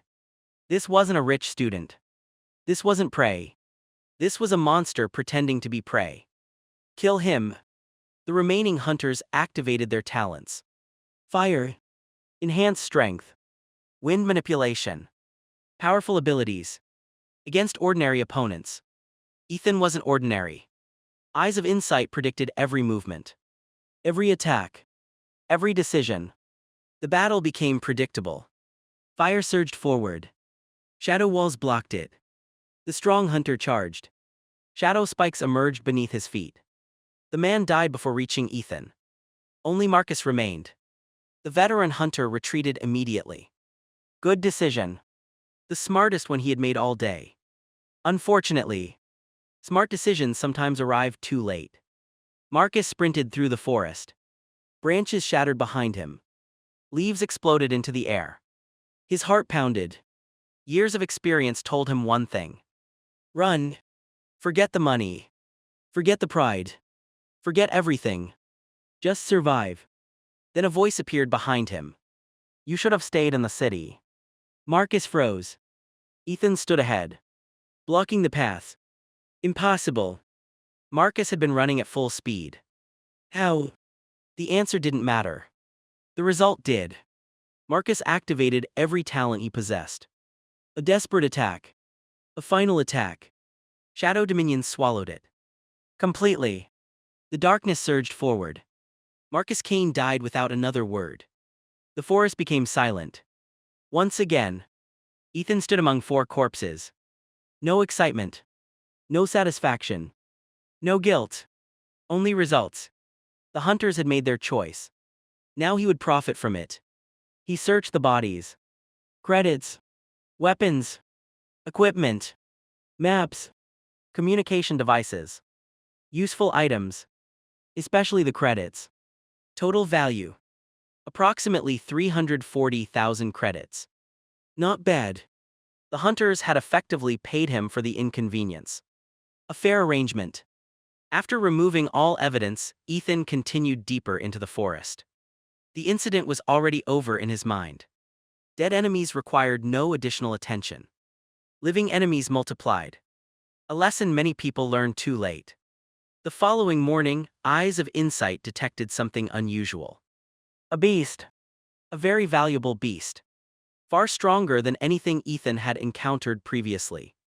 The notification appeared automatically. Golden-horned king stag. Rare elite beast. Estimated value, 2,500,000 credits. Ethan stopped walking. Now that was worth hunting. A single kill could earn more money than months of ordinary hunting. The stag stood near a waterfall several kilometers away. Magnificent. Golden antlers. Silver fur. Massive body. A treasure disguised as a beast. The creature was also dangerous. Extremely dangerous. Most hunters required teams. Ethan preferred working alone. He followed the stag throughout the day, studying movement patterns, territory, behavior. Patience increased success rates, especially when millions of credits were involved. As sunset approached, the opportunity finally appeared. The stag lowered its guard while drinking from the river. Shadow Dominion spread silently beneath the water. Approaching. Waiting. Preparing. Then attacking. Hundreds of shadow spikes erupted simultaneously. The beast reacted instantly. Too late. The battle lasted less than 1 minute. When it ended, the golden-horned king stag lay dead beside the river. Ethan looked at the corpse. Then at the estimated value. Over 2 million credits. His parents' lives were about to improve again.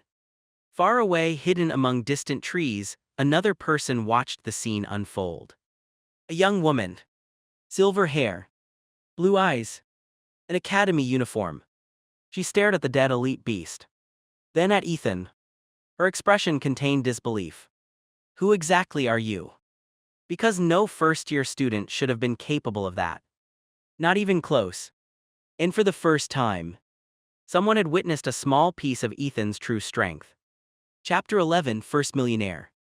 The silver-haired girl followed Ethan for exactly 17 minutes. Then she lost him. Not because she was weak.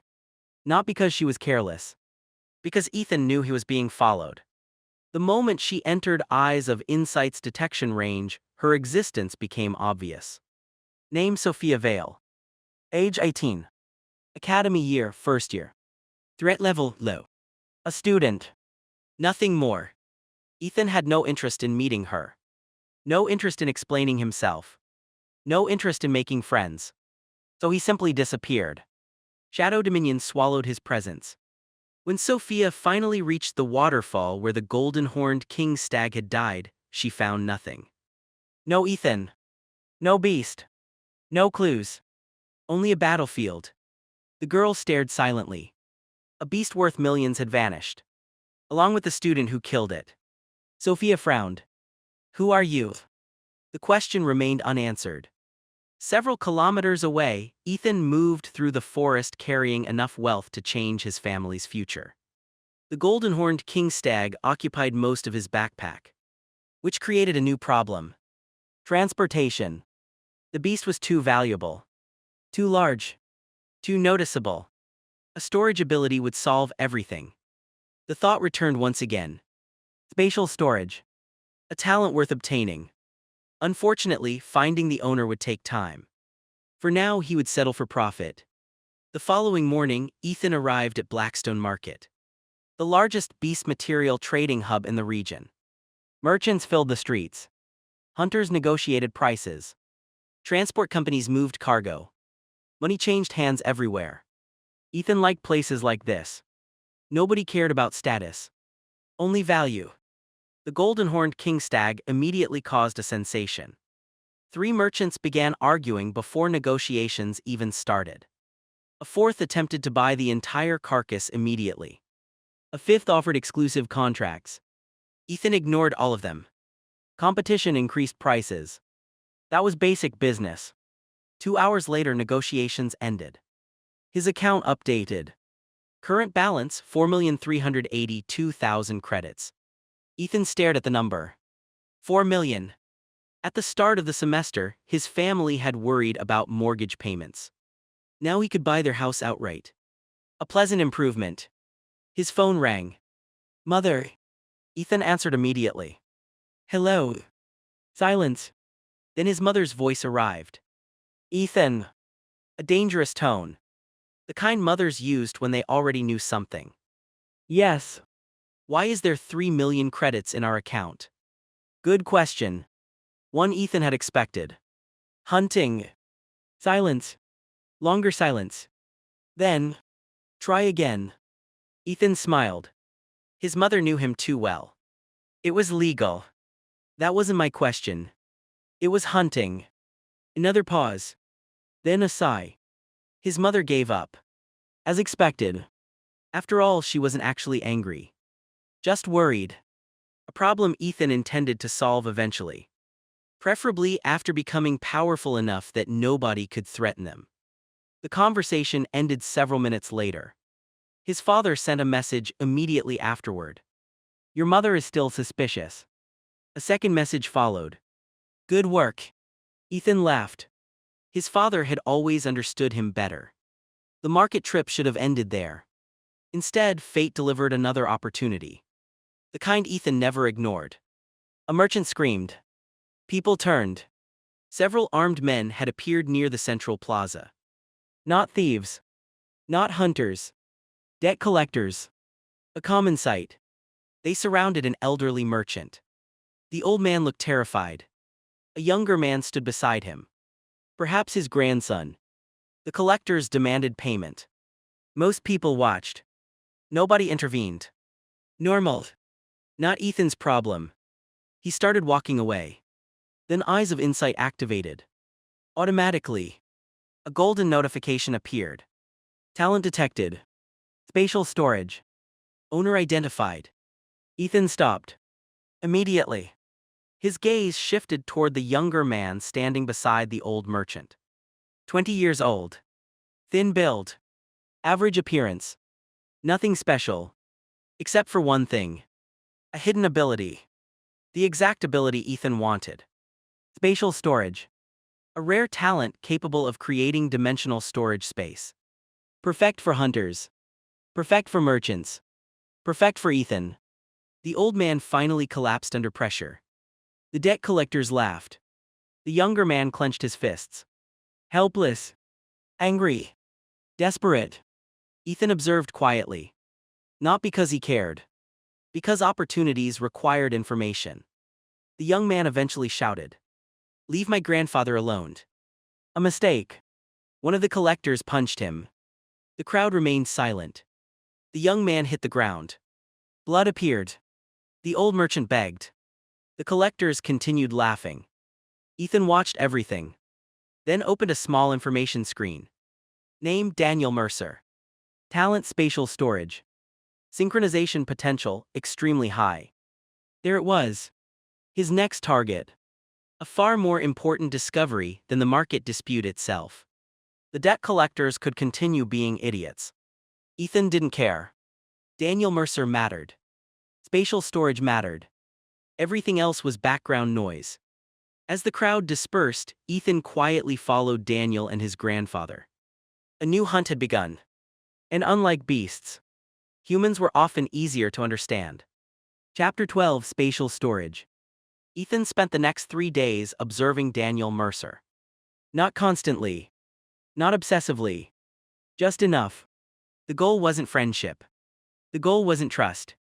The goal was understanding. Daniel lived in the merchant district. A small apartment above an old storage warehouse. Nothing luxurious. Nothing impressive. The building itself was older than Ethan. The paint was peeling. The walls were cracked. The elevator barely functioned. Poor. Not desperate. But close. Daniel's grandfather operated a small trading business. Unfortunately, the business wasn't doing well. The debt collectors from Blackstone Market had made that obvious. Every day Daniel helped transport goods. Boxes. Materials. Packages. Supplies. Yet Ethan rarely saw him carrying anything. That confirmed it. Spatial storage. The ability was being used constantly. A notification appeared. Understanding progress, 18%. Good. Faster than expected. Unlike Shadow Dominion, spatial storage wasn't a combat talent. It was easier to understand. Less complicated. More practical. The 4th day provided a better opportunity. Daniel accepted a transportation contract. A large one. Several merchants loaded hundreds of kilograms of materials into storage containers. Then Daniel touched them. The containers vanished. Instantly. No light. No sound. No visual effects. Just gone. The merchants continued working as though it was completely normal. Ethan watched from a nearby rooftop. Useful. A hunter without storage space constantly wasted time. Transporting materials. Protecting cargo. Hearing vehicles. Paying fees. Spatial storage eliminated every one of those problems. A notification appeared. Understanding progress, 41%. Excellent. The ability might be easier to acquire than immortality. That evening Daniel received bad news. Ethan witnessed the entire conversation. A merchant canceled a contract. Another delayed payment. A third demanded additional fees. Daniel's grandfather looked exhausted. The old man had clearly spent years fighting losing battles. Business debts. Market pressure. Predatory competitors. Life. Daniel remained calm. More mature than Ethan expected. No shouting. No anger. No complaints. Just acceptance. The next day things became worse. 3 familiar faces appeared. The debt collectors. Again. Apparently stupidity was a recurring condition. The leader kicked open the warehouse door.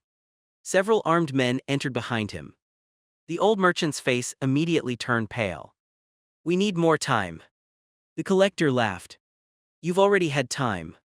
Daniel stepped forward. "A mistake." The collector immediately shoved him backward.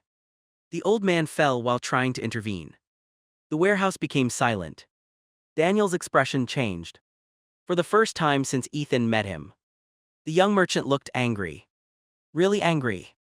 The collector smiled. Another mistake. Ethan had seen that smile before. Predators often became careless around prey. Then Daniel's ability activated. Dozens of wooden crates suddenly appeared. Directly above the collectors. Gravity did the rest. Chaos erupted. Several men hit the floor. One broke an arm. Another suffered a head injury. The leader narrowly avoided being crushed. The warehouse exploded into shouting. Threats. Insults. Promises of revenge. Eventually, the collectors retreated. Not because they wanted to. Because they had no choice.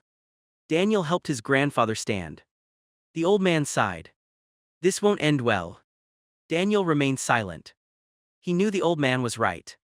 People like those collectors rarely forgot humiliation. Especially public humiliation. A notification appeared. Understanding progress, 73%. Ethan smiled faintly. Good. Very good. One more observation. Perhaps two. Then spatial storage would belong to him. The process was becoming easier. Each copied talent strengthened infinite replication. Each success improved future success rates. A useful cycle. That night Ethan returned to Apex Academy. His account balance continued growing. His abilities continued growing. His plans continued advancing. Everything was moving in the right direction. Then his phone rang. Father. Unusual. His father rarely called first. Ethan answered immediately. What's wrong? A short silence followed. Then his father spoke. Your Uncle Richard showed up. Ethan stopped walking. His eyes narrowed. He had already told them not to come. Apparently Richard couldn't understand simple instructions. Or didn't care. Neither possibility improved Ethan's opinion. What does he want? His father laughed. A tired laugh. What everyone wants when they see money. Money. Of course. Always money. Ethan looked toward the city lights beyond the academy walls. His expression remained calm. Inside, however, he was already making decisions. Family by blood meant very little. Actions mattered. Richard Blackwood was about to learn that lesson. Chapter 13, Family by Blood. Ethan arrived home the following afternoon. The moment he stepped out of the taxi, he saw two unfamiliar luxury vehicles parked outside the house. His expression immediately became colder. Richard Blackwood. The man clearly hadn't come alone. Of course not. People like Richard never traveled without witnesses when money was involved. Witnesses created pressure. Pressure created opportunities. At least in their minds. Ethan entered the house. The living room was crowded. His parents sat on one side. Richard sat opposite them. His wife Susan sat beside him. Their son Derek lounged on the sofa. Everyone looked comfortable. Far too comfortable. As though they owned the place. Ethan immediately disliked the atmosphere. His mother smiled. You're home. The tension in her voice was obvious. She hated confrontation. Unfortunately, some people interpreted kindness as weakness. Richard stood immediately. Ethan. The enthusiasm looked fake. Because it was. Ethan ignored the extended hand. Richard's smile stiffened slightly. A good start. You've grown. Ethan sat beside his parents. Richard continued speaking. I always knew you'd be successful. Lie. When you were younger, I told everyone you would go far. Another lie. Ethan remembered perfectly. Richard had spent years calling his father irresponsible. Had mocked their financial struggles. Had advised people not to lend them money. Memory was useful. Especially when dealing with liars. So. Ethan leaned back. What do you want? The room became quiet. Richard laughed awkwardly. What kind of question is that? The kind that saves time. The laughter disappeared. Good. No point pretending. Richard exchanged a glance with Susan. Then finally got to the point. A business opportunity. Of course. Ethan remained silent.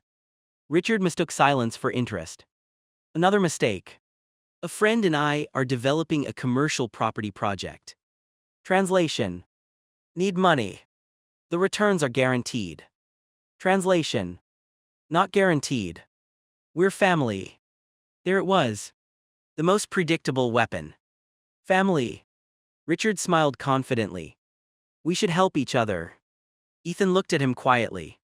Several seconds passed. Then he spoke. When my father needed help paying medical bills, where were you? The smile froze. When debt collectors visited this house years ago, where were you? Richard's expression changed. Ethan, that was a long time ago. When my mother worked overtime 6 days a week, where were you? Silence. Real silence. No excuses this time. No prepared speech. No manipulation. Just silence. Ethan continued. You knew exactly what was happening. Richard looked away. You chose not to help. Ethan. You didn't forget. The room felt heavier. You simply decided it wasn't your problem. Susan finally intervened. That's unfair. Ethan looked at her. She immediately regretted speaking. Unfair. His voice remained calm. When my parents struggled, nobody from your family visited. When they needed help, nobody answered their calls. When things improved, you suddenly remembered we're related. Susan had no response. Because none existed. Derek suddenly stood. His face red. You think you're special because you made some money. Ethan looked at him. Then looked away. The dismissal hurt far more than an argument. Derek noticed. His anger increased. You think you're better than us. No. The answer surprised everyone. Ethan continued. I know I'm better than you. The room became completely silent. Derek took a step forward. His fists clenched. A bad decision. A very bad decision. Ethan's eyes met his. For a brief moment, Derek felt something. Danger. Instinct. Fear. Something deep inside warned him to stop. He sat back down. Smartest thing he had done all day. Richard finally sighed. The friendly mask disappeared. The real person emerged. We only wanted to cooperate. No. Richard frowned. No. You wanted money. Direct. Simple. Accurate. Richard's face hardened. Ethan continued. If I lost everything tomorrow, none of you would answer my calls. Nobody denied it. That told him everything. He stood. The conversation was over. Leave. Richard stared. What? Leave. Susan looked shocked. Derek looked furious. His parents looked relieved. Richard slowly rose. His face no longer friendly. You're making a mistake. Ethan smiled slightly. No. He walked toward the door. This is me correcting one. The message was clear. Years too late. Richard understood. The relationship was over. Not damaged. Not strained. Over. Several minutes later, the vehicles disappeared down the street. Silence returned. His father laughed first. Then his mother. The tension vanished immediately. His father shook his head. I've wanted to do that for years. Ethan smiled. Then you should have. His father laughed harder. Fair. That evening felt lighter. Cleaner. Some people only brought problems. Removing them improved life. Simple. As night fell, Ethan sat alone in the backyard. A notification appeared. Spatial storage understanding, 100%. Replication available. Perfect timing. Ethan selected yes. Reality shifted briefly. Space folded. Expanded. Opened. Then returned to normal. A new notification appeared. Talent acquired. Spatial storage. Synchronization 1%. Ethan immediately tested it. A small stone vanished from his hand. Then reappeared. Simple. Efficient. Useful. Exactly the type of ability he liked. Another notification appeared. New talent detected. Teleportation. Potential rating, epic. Ethan's smile widened slightly. Now that was worth pursuing. And unlike most people, he already knew exactly where to begin looking. Chapter 14, A Better Home. The first thing Ethan did after acquiring spatial storage wasn't hunting. It wasn't training. It wasn't searching for teleportation. It was buying a house. A real house. Not because he cared about luxury. Not because he wanted status. Because he remembered. He remembered the leaking roof. The broken water heater. The endless repairs his father postponed because money was tight. He remembered his mother pretending everything was fine. Even when it wasn't. Those memories were expensive. Now he could afford to fix them. 3 days later, Ethan stood inside the office of a real estate company. The agent across from him looked increasingly confused. Your budget is. Ethan slid a card across the table. The agent checked the account verification. Then checked again. Then a third time. Apparently, first-year academy students weren't supposed to have millions of credits. Interesting wasn't the word. Predictable. People always expected wealth to look older. The agent immediately became more professional. Let me show you our premium listings. Good. No wasted time. Several hours later, Ethan found what he wanted. A large property on the edge of the city. Not a mansion. Not ridiculous. Just comfortable. A private training area. Large backyard. Modern security system. Safe neighborhood. Most importantly, his parents would like it. Price: 3.2 million credits. Ethan purchased it immediately. The agent almost choked. People usually negotiated. Requested discounts. Asked questions. Ethan simply paid. Much faster. The paperwork finished that afternoon. The following day, he brought his parents to see the property. His father thought they were visiting a friend's house. His mother thought he needed help moving something. Both were wrong. When they arrived, Ethan handed over the keys. His mother stared. His father stared.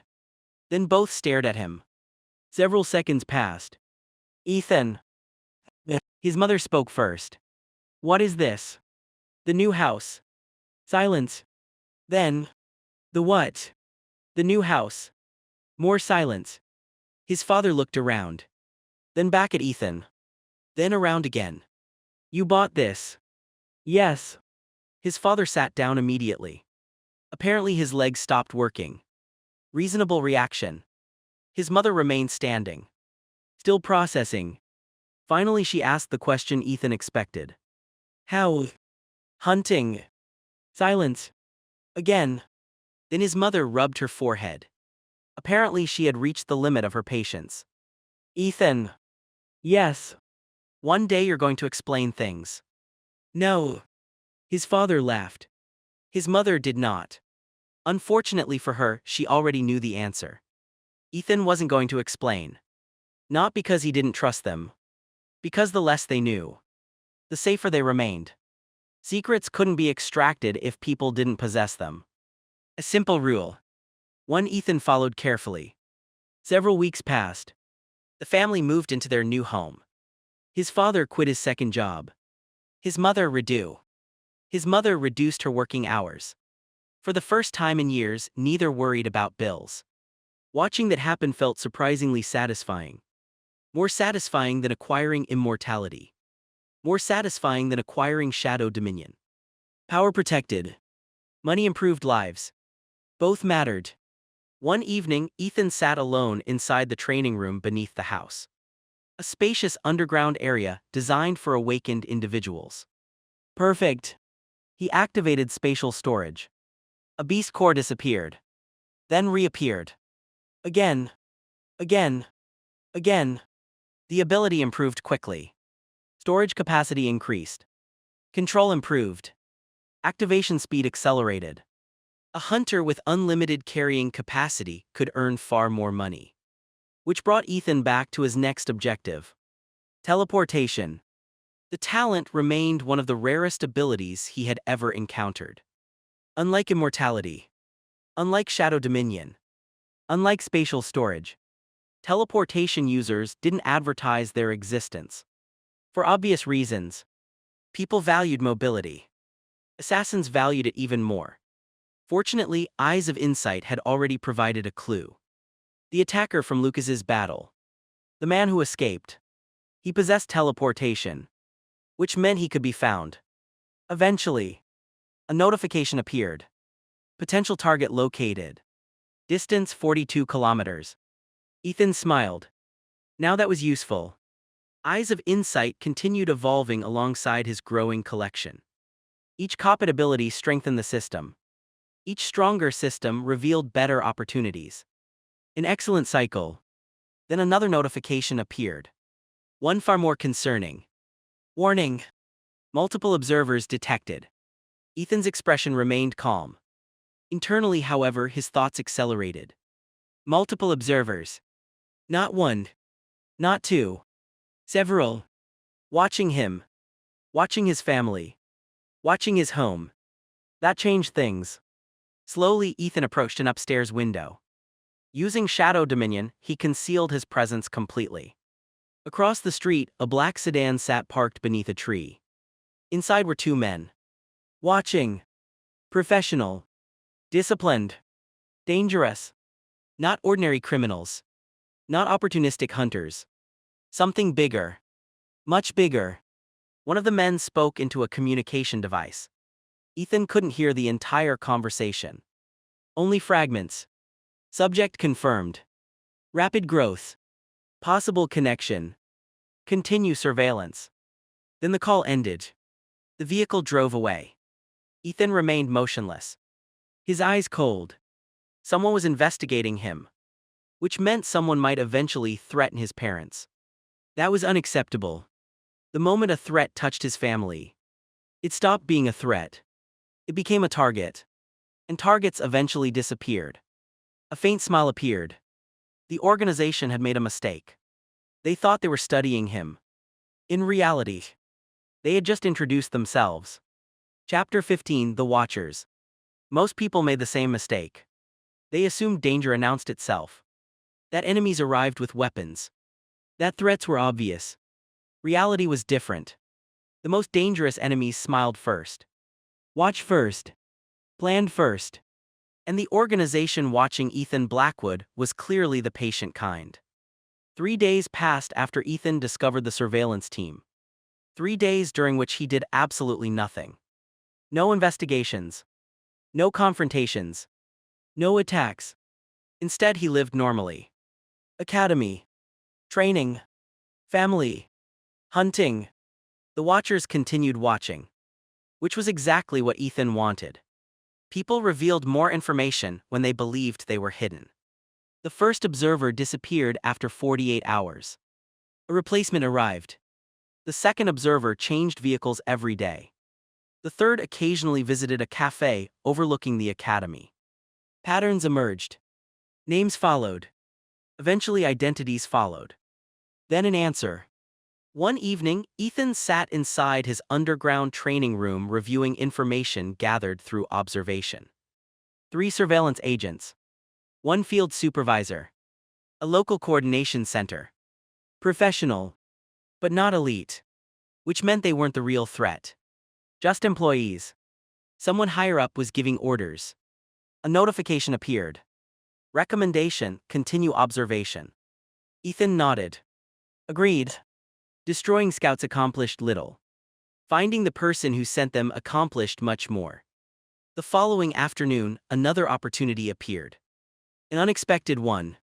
Ethan was returning from class when Eyes of Insight suddenly activated. Golden text appeared. Target located. Talent teleportation. Distance 126 meters. Ethan stopped walking. Finally. His next ability. His eyes scanned the crowded street outside Apex Academy. Students. Merchants. Hunters. Workers. Then he found the source. A man crossing the street. Average height. Brown jacket. Dark hair. Unremarkable appearance. Exactly the kind of face people forgot. A professional. The same man who escaped Lucas's battle weeks ago. Interesting wasn't the word. Valuable. Very valuable. The man entered a restaurant. Ethan followed. Not immediately. That would be stupid. 5 minutes later. Then 10. The restaurant was mostly empty. The target occupied a corner booth. Eating quietly. Reading documents. A careful person. Good.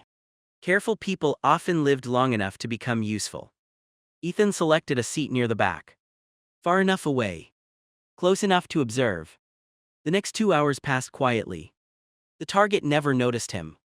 Instead, Ethan focused entirely on teleportation. The ability was fascinating. Unlike movement techniques. Unlike speed enhancements. Unlike shadow travel. Teleportation ignored distance completely. One location. Another location. Instant transition. No travel time.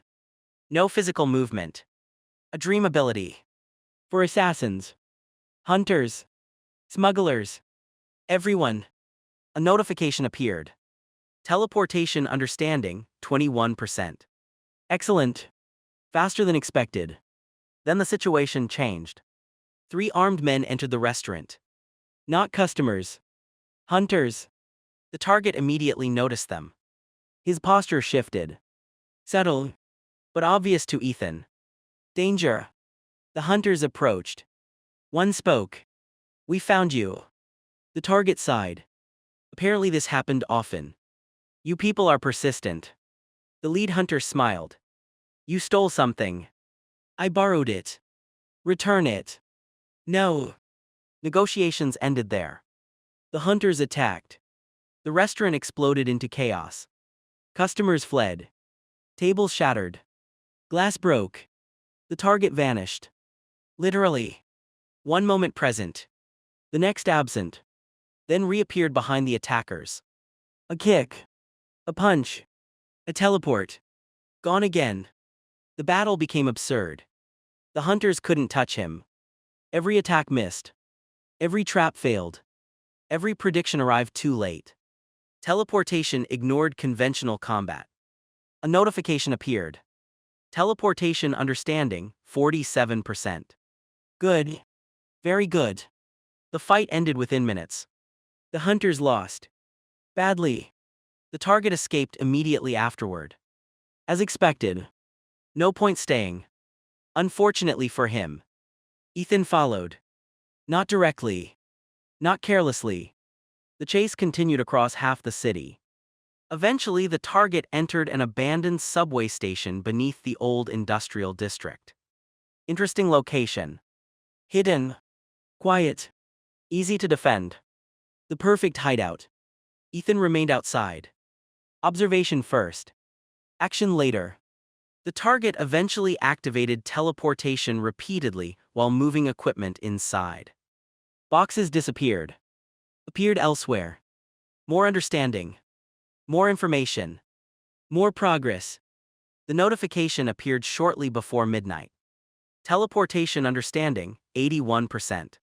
Ethan smiled. One more session. Perhaps 2. Then teleportation would belong to him. The process was becoming easier every time. Immortality. Shadow Dominion. Spatial storage. 3 copied talents. Each strengthening the foundation for future copies. Each making him stronger. Each bringing him closer to true freedom. Meanwhile, elsewhere in the city, a meeting was taking place. A large screen displayed Ethan's photograph. Several people studied the image. One of them finally spoke. His growth rate is abnormal. Another nodded. Agreed. A third leaned forward. Do we recruit him? Silence followed. Then the oldest man in the room answered. No. Why? The old man's eyes narrowed. Because people like Ethan Blackwood don't join organizations. The room became quiet. He continued. They use them. Nobody disagreed. Because every report reached the same conclusion. Ethan Blackwood trusted almost nobody. Feared almost nothing. And cared about only 2 people.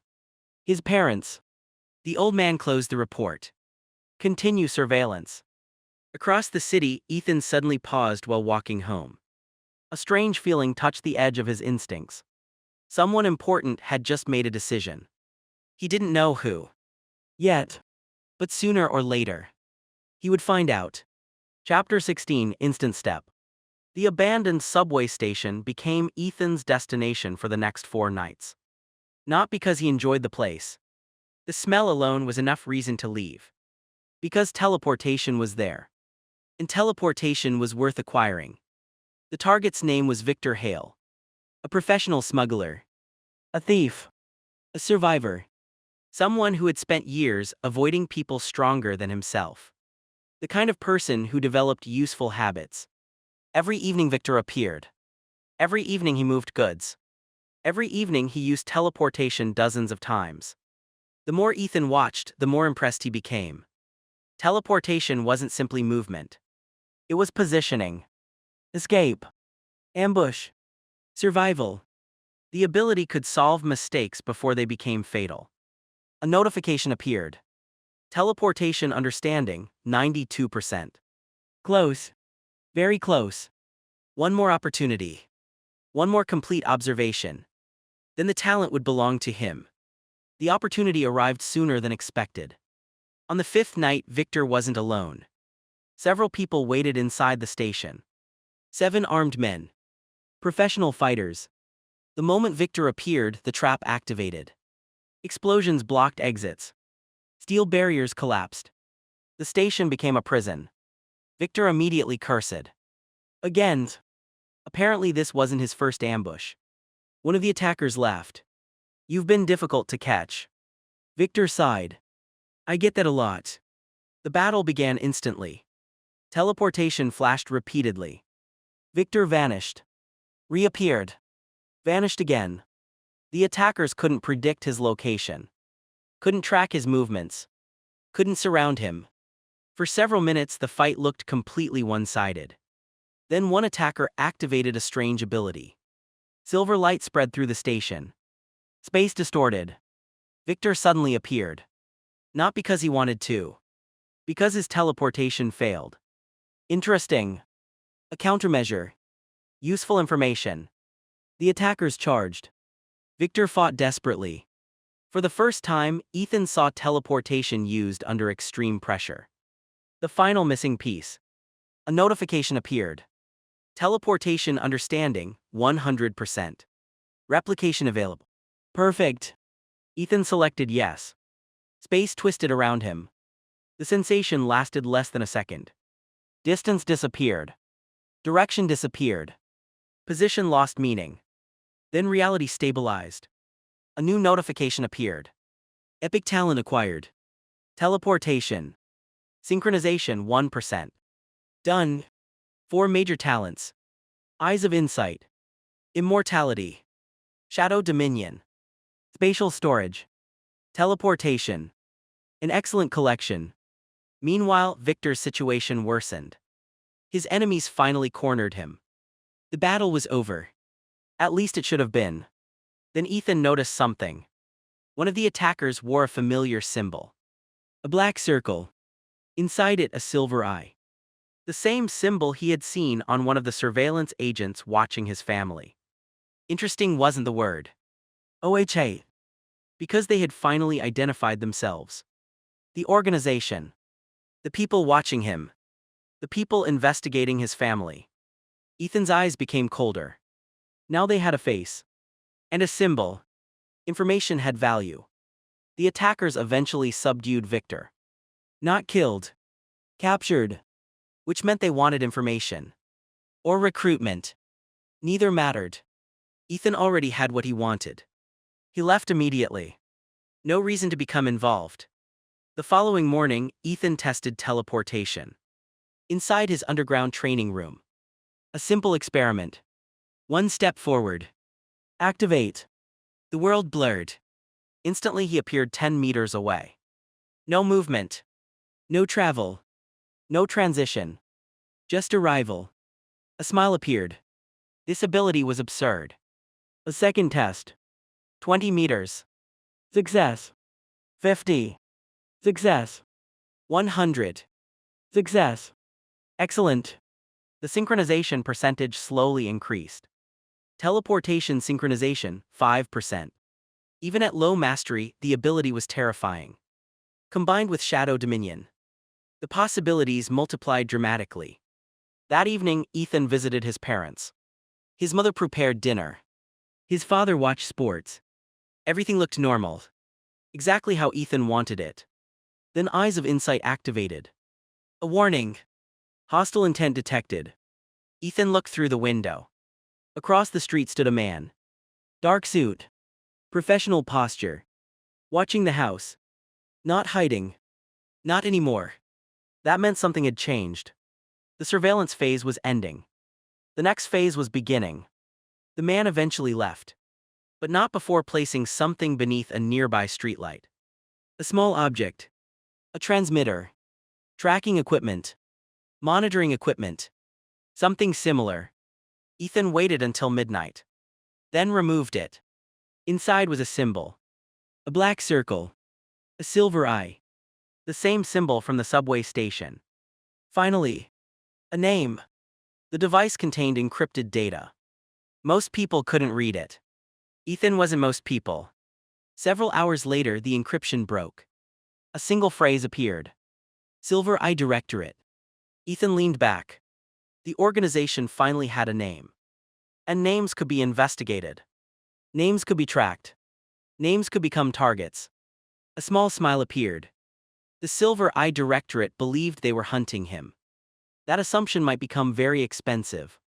Because Ethan had already begun hunting them instead. Chapter 17, Victor. Power was dangerous. Not because it attracted enemies. That was inevitable. Power became dangerous when people connected it to your real identity. Ethan Blackwood sat alone inside his underground training room. A black notebook rested on the table before him. Several names were written across the pages. Alexander Frost. Lucas Graves. Silver Eye Directorate. Victor Hale. Daniel Mercer. Every person represented information. Every piece of information represented value.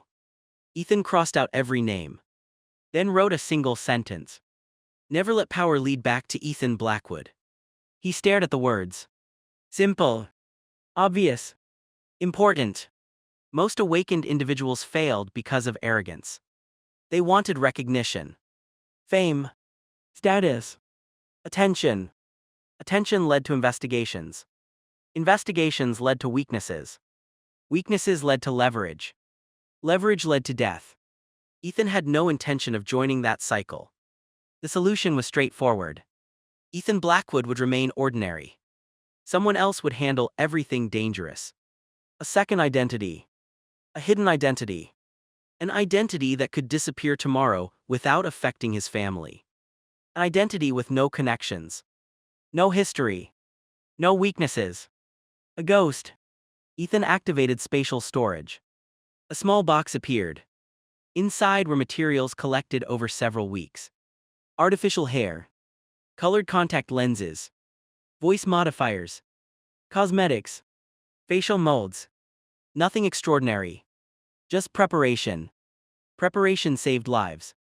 3 hours later, Ethan looked into a mirror. The face staring back no longer belonged to Ethan Blackwood. The man appeared older. Perhaps 28. Maybe 30. Short black hair. Sharp jawline. Brown eyes. A faint scar above the right eyebrow. Ordinary. Forgettable. Perfect. The voice modifier altered his speech patterns. The posture changed. The walking style changed. Even his breathing rhythm changed. No resemblance remained. A new person stood before the mirror. Victor. No surname. No history. No origin. Only Victor. Ethan smiled slightly. The smile disappeared immediately. Victor didn't smile. That was Ethan's habit. Not Victor's. Details mattered. The following evening, Victor appeared for the first time. His destination wasn't the academy. Not the forest. Not the city center. A black market. One of the smaller ones. Not because Ethan needed money. He already had enough. Because information gathered where money flowed. The market occupied several underground levels beneath an abandoned shopping complex. Merchants. Hunters. Awakened individuals. Information brokers. Interesting people. Useful people. Dangerous people. Victor entered silently. Nobody paid attention. Exactly as intended. He walked through the market. Observing. Listening. Learning. A merchant argued over beast core prices. A hunter negotiated equipment contracts. An information broker sold intelligence. Business. Nothing personal. The best kind of environment. Several minutes later, Victor stopped before a small information stall. An elderly man sat behind the counter. Sharp eyes. Careful posture. A professional. The old man glanced up. What do you need? Victor placed a beast core on the table. Payment first. Questions later. The old man approved. What information? Victor spoke calmly. Silver Eye Directorate. The old man's expression changed instantly. Fear. Interesting. Apparently the organization possessed influence. Good. Powerful organizations created valuable opportunities. The old man looked around before speaking. Why? Victor pushed another beast core forward. The old man's resistance weakened immediately. Money remained honest. The Silver Eye Directorate collects talented individuals. Victor listened silently. They recruit. Forcefully. Sometimes. Useful information. The old man continued. They monitor unusual awakened individuals. Why? They believe exceptional talents should belong to them. Predictable. Organizations always wanted ownership. Victor thanked him. Then left. No unnecessary conversation. No personal details. No names exchanged. Professional. Hours later, Victor reached the market's auction district. A special event was underway. Rare items. Rare talents. Rare opportunities. Exactly what Ethan wanted.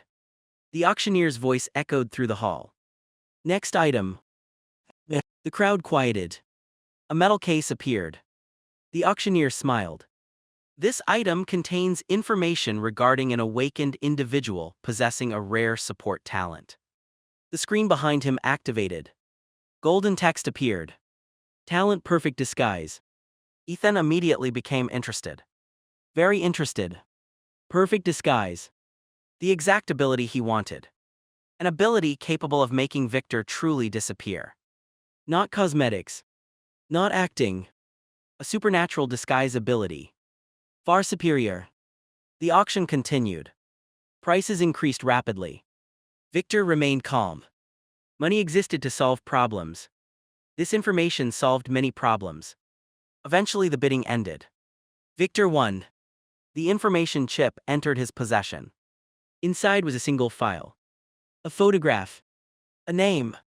A location. Perfect disguise user identified. A traveling fraud artist. Currently operating in another city. Distance. 300 kilometers. Not a problem. Teleportation would eventually solve that. Victor stored the information chip. Another successful transaction. Another future talent acquired. Or soon would be. As he prepared to leave, several people entered the auction hall. Black uniforms. Silver insignias. A black circle. A silver eye. Silver Eye Directorate. The organization itself. Victor observed quietly. No emotion. No reaction. Just information. One of the agents scanned the room. Their eyes briefly passed over Victor. Then moved on. They saw an ordinary black market trader. Nothing more. Perfect. For the first time, Ethan truly understood the value of Victor. Silver Eye was looking for Ethan Blackwood. Instead, they had just ignored Victor. Exactly as planned. Victor left the market. The night air felt cool. Calm. Productive. His first appearance had succeeded perfectly. No exposure. No risks. No mistakes. Most importantly, no connection to Ethan Blackwood. As Victor disappeared into the darkness, a new chapter of his life quietly began. Ethan Blackwood would remain ordinary. Victor would become powerful. And nobody would ever realize they were the same person. Chapter 18, Equivalent Exchange. Victor appeared only when there was profit. That was the first rule. The second rule was simpler. Never do anything for free. Heroes worked for gratitude. Idiots worked for promises. Victor worked for payment. 3 days after the black market auction, Ethan continued his normal life. Classes. Training. Family dinners. Occasional hunting trips. Nothing unusual. To Apex Academy, Ethan Blackwood remained an ordinary student. A quiet one. A capable one. But nothing more. Exactly how he wanted it. Meanwhile, Victor's reputation slowly spread through the underground market. Not because he sought attention. Because people talked. The mysterious trader who paid fairly. The man who never lied. The man who never negotiated emotionally. A simple reputation. Useful. One evening, Ethan received a message through the black market network. Anonymous. Encrypted. Professional. Interesting. Not because of the sender. Because messages usually meant opportunities. The contents were brief. Need assistance. Payment available. Meeting requested. Victor accepted. The meeting occurred the next night. A private room inside an underground trading hall. The client arrived first. A woman. Early 30s. Professional appearance. Merchant background. Nervous. Good. Nervous people usually paid better. Victor sat across from her. What do you need? Direct. The woman visibly relaxed. Apparently she preferred business over small talk. My cargo was stolen. Victor remained silent. She continued. A rare beast core shipment. Value. 600,000 credits. Respectable. What do you want from me? I want it returned. Victor leaned back. Why me? The woman hesitated. Because everyone says you solve problems. Victor almost laughed. Rumors spread quickly. Unfortunately for the woman. Problem solving wasn't free. My fee. The woman nodded immediately. Apparently she had expected this. 20%. Victor shook his head. 50. The woman's eyes widened. 50%. Correct. That's robbery. No. Victor's voice remained calm. Robbery is when someone takes something without permission. Silence. Then. This is business. The woman stared. Eventually she sighed. Fine. Smart decision. People often discovered that recovering half their property was better than recovering none. Victor accepted the information file. The investigation began. 3 hours later, Ethan already knew who had stolen the cargo. A small smuggling group. 5 members. 1 warehouse. Poor security. Easy. Too easy. Midnight arrived. Shadow dominion spread across the warehouse roof. Victor entered. No alarms triggered. No guards noticed. The thieves never realized anyone had arrived. 10 minutes later, the beast cores disappeared into spatial storage. Victor left. No combat. No drama. No speeches. Efficient. The next morning, the woman received her shipment. Minus Victor's fee. As agreed. She looked shocked. You actually recovered everything. Almost. Victor transferred the invoice. 300,000 credits. The woman stared at it. Then laughed. The first genuine laugh of the meeting. You really don't work for free. No. The credits arrived moments later. Transaction completed. Meanwhile, another opportunity appeared. A much larger one. An information broker contacted Victor. Rare. Information brokers usually sold information. They rarely bought it. The meeting occurred that evening. The broker looked nervous. Very nervous. Good. That usually meant money. I need protection. Victor immediately lost interest. Protection contracts were troublesome. Long-term commitments. Unexpected complications. Emotional clients. Not worth it. Then the broker spoke again. The payment is information. Victor paused. Now that was different. What information? The broker swallowed. The owner of Perfect Disguise. Victor's eyes narrowed slightly. Now he had his attention. The broker continued. The target is moving. Where? To this city. Interesting. Very interesting. The talent Ethan wanted was coming directly to him. Convenient. The broker pushed forward a data chip. Victor examined it. The information looked legitimate. Then another file appeared. Photograph. Male. 30 years old. Professional con artist. Identity thief. Talent owner. Perfect disguise. Excellent. A very useful target. Victor accepted the contract. Not because he cared about the broker. Because the information itself held value.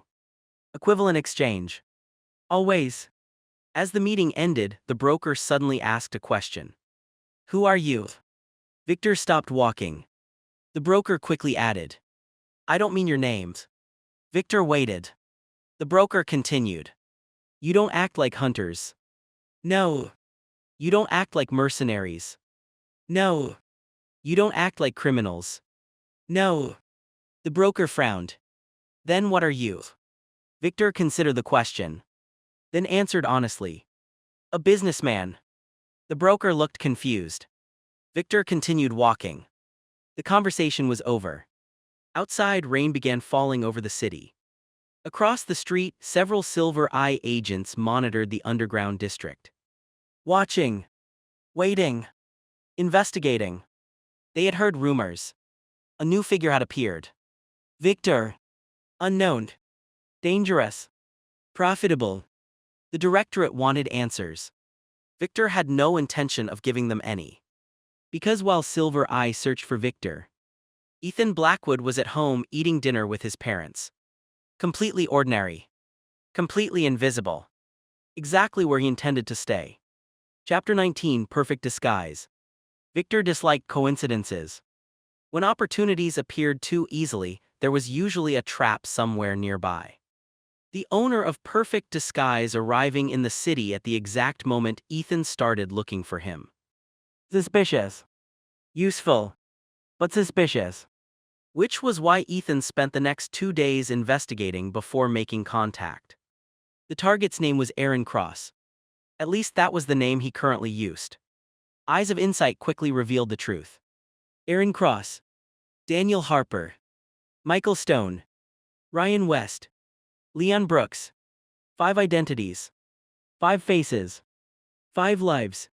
1 person. A fraud artist. Professional scammer. Identity thief. Exactly the type of individual who benefited from perfect disguise. The talent itself was remarkable. Unlike normal disguises. Unlike makeup. Unlike masks. Perfect disguise physically altered appearance. Height. Voice. Face structure. Body shape. A dream ability. Not for combat. For survival. For secrecy. For freedom. Ethan wanted it. Very much. The opportunity arrived on the 3rd day. Aaron entered a private gambling establishment beneath the city. Not to gamble. To meet clients. Scammers rarely relied on luck. They preferred certainty. Victor arrived shortly afterward. Different appearance. Different clothing. Different posture. Nobody connected him to previous meetings. A habit Ethan planned to maintain forever. Aaron sat alone in a private room. Counting money. A lot of money.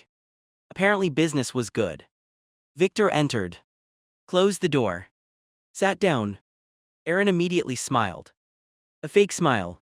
The kind professionals used. Can I help you? Victor placed a small beast core on the table. Aaron's smile widened. Money improved conversations. I need information. Aaron relaxed. Apparently that was normal. What kind? Identity creation. Aaron laughed. You came to the right person. Of course he did. For the next hour, Aaron explained various methods. Fake records. False histories. Forged documents. Most people would find the conversation educational. Ethan focused entirely on perfect disguise. Every activation. Every subtle change. Every detail. The talent was active constantly. Aaron wasn't even using his original face. HMM. A notification appeared. Perfect disguise understanding, 54%. Excellent. Much faster than expected. Aaron continued talking. Completely unaware. Then the situation changed. The door exploded inward. Several armed men entered. Silver Eye Directorate. Apparently someone had betrayed Aaron. Unfortunate. For Aaron. Not Ethan. The lead agent smiled. Aaron Cross. Aaron sighed. Which one?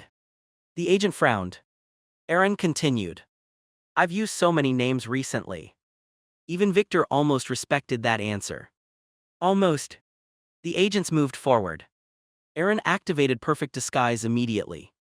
His face changed. His height shifted. His body transformed. The process occurred within seconds. Remarkable. A notification appeared. Perfect disguise understanding, 87%. Very close. Aaron escaped through a side exit. The agents chased him. Victor remained seated. Not his problem. Several minutes later, silence returned. A notification appeared. Perfect disguise understanding, 100%. Replication available. Perfect. Ethan selected yes. The familiar sensation appeared. Knowledge flowed into his mind. Muscle control. Facial structure manipulation. Voice modification. Body adjustment. Then it ended. Talent acquired. Perfect disguise. Synchronization 1%. Done. 6 major talents. Eyes of insight. Immortality. Shadow dominion. Spatial storage. Teleportation. Perfect disguise. An excellent foundation. That night Ethan returned home. His parents watched television. His mother prepared tea. His father complained about sports results. Normal. Comfortably normal. Exactly what Ethan wanted. After dinner, he entered his underground training room. Locked the door. Activated perfect disguise. His face changed. Instantly. Black hair became blonde. Jawline shifted. Eyes changed color. A completely different person stared back from the mirror. Ethan smiled. Then changed again. Older. Again. Younger. Again. Female. Again. Middle-aged. Again. A businessman. Again. A hunter. Again. A university professor. Again. Someone forgettable. Perfect. This changed everything. Now Victor no longer needed a single appearance. Victor could become many people. A merchant today. A broker tomorrow. A traveler next week. No pattern. No connection. No trail. Exactly how hidden identities should operate. 3 hours later, Ethan created 4 permanent backup personas. Victor, trader and information broker. Nathan Cole, independent hunter. Edward Gray, wealthy investor. Samuel Reed, traveling merchant. Each with unique appearances. Unique voices. Unique behaviors. None connected to Ethan Blackwood. The next morning, Silver Eye held an emergency meeting. Reports covered the table. Photographs. Witness statements. Transaction records. Everything pointed toward Victor. And nothing made sense. Different descriptions. Different appearances. Different voices. One report claimed Victor was 25. Another claimed 40. One report described blonde hair. Another black. One report claimed Victor was tall. Another short. The director rubbed his forehead. What does he actually look like? Silence. Nobody knew. Because every witness described someone different. The director's expression darkened. Increase surveillance. One agent hesitated. Sir. What? We don't know who we're looking for. Silence returned. The director hated that answer. Because it was true. Meanwhile, Ethan Blackwood attended classes at Apex Academy. Completely unnoticed. Completely ordinary. While Silver Eye searched for ghosts. The person they wanted sat quietly in a classroom taking notes. Invisible. Exactly as planned. Chapter 20, The Merchant of Secrets. Information was the most stable currency in the world.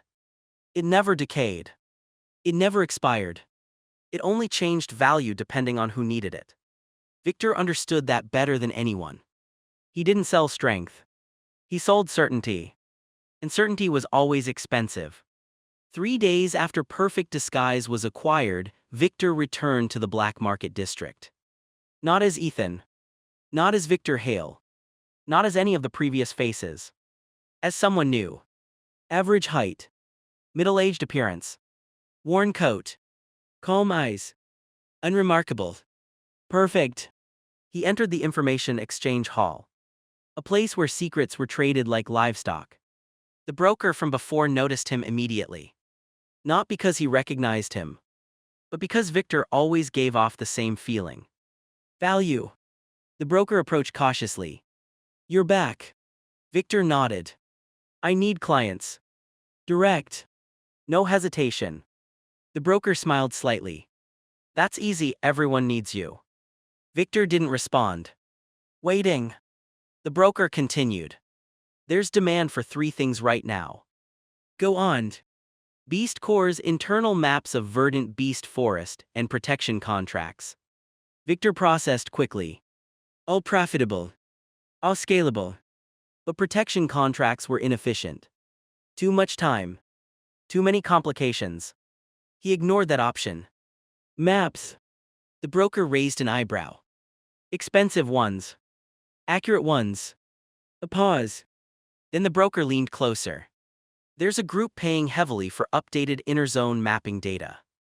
Victor's interest increased slightly. Inner zone. That meant high-risk beasts. High-value materials. High reward. Price. Depends on accuracy. Victor placed a beast core on the table. A silent deposit. The broker nodded immediately. That buys entry. Good.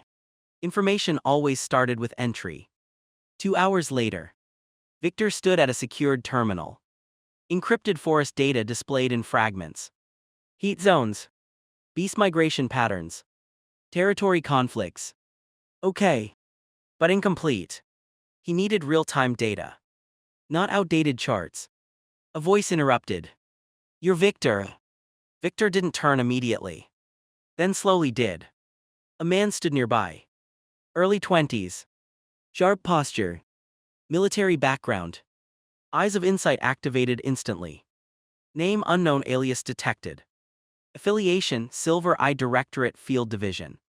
Threat level moderate. Interesting. Silver Eye had stopped pretending. The agent studied Victor carefully. You've been difficult to classify. Victor remained silent. The agent continued. Different appearances, different behaviors, same transaction patterns. A pause. You're either multiple people. He stepped closer. Or one person doing a very good job of hiding. Victor finally spoke. Do you need something? The agent smiled faintly. Information. Price. The agent placed a small data chip on the table. Disguise talent holder. Victor's expression didn't change. But internally, attention sharpened. They were circling the same target. The agent continued. We know he exists. We know he's active. We know he's in this region. A pause. We don't know who he is. Victor nodded slowly. Unfortunate. The agent studied him. You don't seem surprised. I'm not invested. Silence. Then the agent leaned forward. If you help us identify him, we can make your life very comfortable. Victor almost smiled. Almost. Then replied calmly. I prefer uncomfortable profit. The agent paused. Meaning? Pay more. Silence. Then a faint laugh from the agent. Fair. He pushed another chip forward. Victor accepted it. Not agreement. Not loyalty. Transaction. Always transaction. The agent left shortly after. Victor remained. Reviewing data. The disguised talent holder was close. Closer than expected. And Silver Eye was also closing in. Which meant timing mattered. Perfect disguise users were difficult to track. But not impossible. Especially when they hid patterns. Victor stored the data. Then stood. As he left the hall, another notification appeared. Mental resistance talent detected. Distance 3.7 km. Victor paused. A new target. More useful than expected. Mental resistance was not combat-focused. It protected memory. Protected identity. Protected secrets. Perfect for someone like him. A soft smile appeared on Victor's disguised face. Then disappeared. He had work to do. Meanwhile, across the city, Ethan Blackwood returned home for dinner. His mother asked about his day. His father complained about taxes. Ethan answered normally. Calm. Ordinary. Invisible. No one at the table knew that within the same city. Victor had just found his next 2 talents. And Silver Eye had just made a very expensive mistake.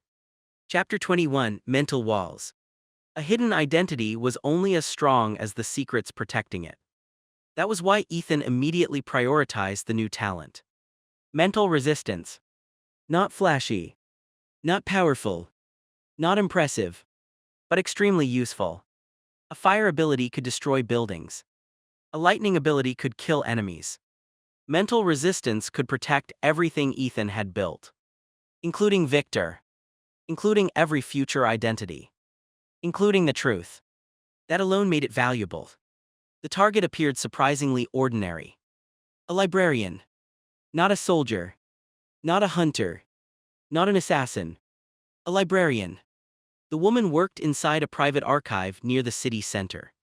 Spent her days organizing records. Cataloging documents. Maintaining information. Boring. Perfect. People with valuable abilities often survived longer when nobody noticed them. Her name was Clara Whitmore. Age 31. Single. Quiet. Eyes of insight revealed the important detail. Talent, mental resistance. Ethan immediately began observation. Not weeks. Not months. Just enough. Efficiency mattered. The next 3 days passed quickly. Clara's routine never changed. Work. Home. Reading. Sleep. Repeat. Predictable. A predictable person was easy to study. Meanwhile, Ethan continued balancing 2 lives. By day. Ethan Blackwood. Academy student. Middle-class family. Normal future. Normal goals. By night. Victor. Information broker. Trader. Opportunity seeker. Neither identity touched the other. Exactly as planned. The separation became even stronger after acquiring perfect disguise. Victor no longer possessed a single appearance. Today Victor was a businessman. Tomorrow a retired hunter. Next week perhaps a merchant. No patterns. Patterns got people caught. The 4th day provided the opportunity Ethan needed. Clara visited a private awakened seminar. A small gathering. Nothing important. Except for one thing. Several awakened individuals demonstrated mental abilities. Memory manipulation. Emotion influence. Mind attacks. And Clara resisted all of them effortlessly. The final pieces clicked together. A notification appeared. Mental resistance understanding, 100%. Replication available. Excellent. Ethan selected yes. The familiar sensation flowed through his mind. His thoughts became sharper. More organized. More stable. Mental pressure disappeared. Outside influence weakened dramatically. Then it ended. Talent acquired. Mental resistance. Synchronization 1%. Done. 7 talents. Eyes of insight. Immortality. Shadow dominion. Spatial storage. Teleportation. Perfect disguise. Mental resistance. A balanced collection. Not focused solely on combat. Focused on survival. Which was more important? A dead genius remained dead. A living strategist could become anything. That evening Victor received another message. A profitable one. A merchant consortium wanted access to beast migration information. The payment offered 450,000 credits. Victor accepted immediately. Not because the amount was large. Because the work required almost no effort. Information already gathered could be sold multiple times. One of Ethan's favorite business models. Sell once. Profit once. Sell information. Profit repeatedly. Much better. 3 meetings later, Victor's account increased by nearly 1 million credits. Simple. Clean. Efficient. Exactly the kind of business he preferred. Meanwhile, Silver Eye Directorate became increasingly frustrated. Their investigation produced contradictory reports. One report described Victor as a merchant. Another described him as a hunter. A third described him as an investor. A fourth claimed Victor might be a group. The director reviewed the reports. Then closed the folder. Slowly. Very slowly. What do we actually know? Silence.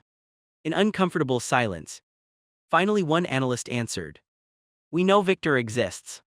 The director rubbed his forehead. And another pause. We know he likes making money. The director almost threw the report. Months of investigation. Thousands of credits spent. Dozens of agents assigned. And the conclusion was, Victor likes making money. Useless. Across the city, Ethan laughed after reading a market rumor. Apparently, some people believed Victor was an organization. Others believed Victor was a retired elite hunter. One theory claimed Victor was three brothers operating together. Interesting. Actually useful. Confusion protected identities. Confusion created safety. As long as nobody found Ethan Blackwood, everything was working perfectly. A new notification appeared. Rare talent detected. Enhanced calculation. Distance 17 km. Ethan stopped reading.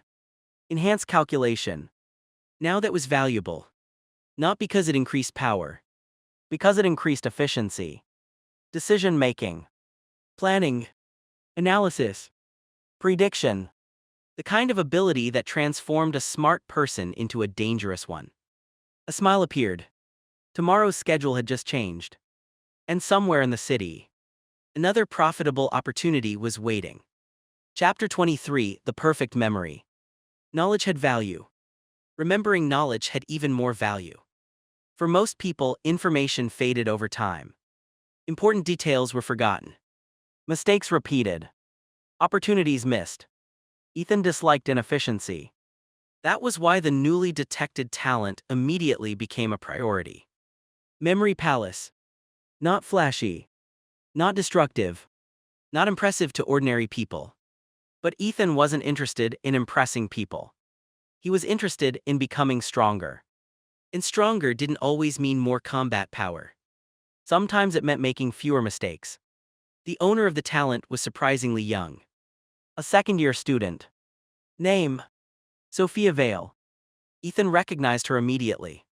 The silver-haired girl from the forest. The one who had witnessed the aftermath of the golden-horned king stag hunt months ago. Interesting coincidence. Or perhaps not.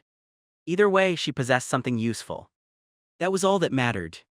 Sophia attended Apex Academy, which simplified everything. Observation became effortless. During classes, Ethan occasionally watched her. Not continuously. Just enough. Sophia's academic performance bordered on absurd. Perfect examination scores. Perfect memory recall. Perfect retention. A professor once asked a question regarding a lecture delivered 6 months earlier. Sophia answered word for word. The entire classroom stared. The professor looked impressed. Sophia looked confused. Apparently, she didn't realize other people couldn't do that. A notification appeared. Memory Palace Understanding, 27%. Good. The process continued. Over the next several days, Ethan observed carefully. Sophia never forgot anything. Names. Numbers. Conversations. Maps. Schedules. Everything remained accessible. Her mind functioned like a perfectly organized library. Meanwhile, Victor's business continued growing. A wealthy merchant purchased migration reports. A hunting company purchased beast location data. An information broker purchased market predictions. Simple transactions. No unnecessary risks. No pointless enemies. Just profit. Victor's reputation slowly expanded. People began saying, Victor never loses money.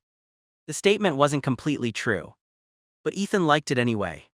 The following week, Sophia participated in a strategic planning competition. Teams from several academies attended. The challenge involved memorizing massive quantities of information and solving complex scenarios. Sophia dominated. Completely. Hours of information entered her mind. Hours later, she recalled every detail perfectly. A notification appeared. Memory Palace Understanding, 100%. Replication available. Excellent. Ethan accepted immediately. The familiar sensation flowed through his mind. Then something changed. Unlike previous talents, this one felt different. His thoughts expanded. Mental shelves appeared. Not physically. Not visually. Conceptually. Information organized itself automatically. Names. Locations. Talents. Business opportunities. Everything gained structure. Then the process ended. Talent acquired. Memory palace. Synchronization 1%. Ethan smiled slightly. Immediately he tested it. Every transaction from the last 6 months appeared clearly. Every beast hunted. Every market negotiation. Every silver eye report he had encountered. Perfect. This talent was worth acquiring.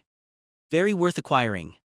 That evening, enhanced calculation and memory palace began working together. The results were impressive. Information storage. Information analysis. Combined, Ethan's planning abilities increased dramatically. A new realization appeared. He had been focusing primarily on talents. Perhaps too much. Talents created strength. But wealth created freedom. And wealth could grow without limit. That thought remained with him. 3 days later, Victor attended a private investor gathering. Different face. Different identity. A businessman today. Nobody knew Victor was present. The discussion focused on emerging technologies. Energy. Transportation. Storage solutions. Then one company attracted Ethan's attention. A startup researching dimensional storage equipment. Not true spatial storage. Imitation technology. Still valuable. Very valuable. Enhanced calculation immediately began projections. Future growth potential. Extremely high. Risk.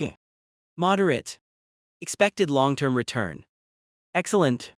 Victor quietly purchased a significant stake through multiple anonymous channels. Not enough to attract attention. Enough to profit later. A classic Ethan decision. Small moves. Large outcomes. Across the city, Silver Eye Directorate continued wasting resources. They now believe Victor might be a retired hunter. A merchant syndicate. Multiple brothers. An intelligence network. Nobody agreed. Nobody understood. The confusion protected Ethan perfectly. Exactly as intended. That evening Ethan returned home. His mother was planting flowers. His father was repairing a fence. Normal life. Comfortable life. Safe life. The kind of life worth protecting. No kidnappings. No dramatic attacks. No endless crises. Just family. Exactly what Ethan wanted. As night fell, a new notification appeared. Epic talent detected. Soul barrier.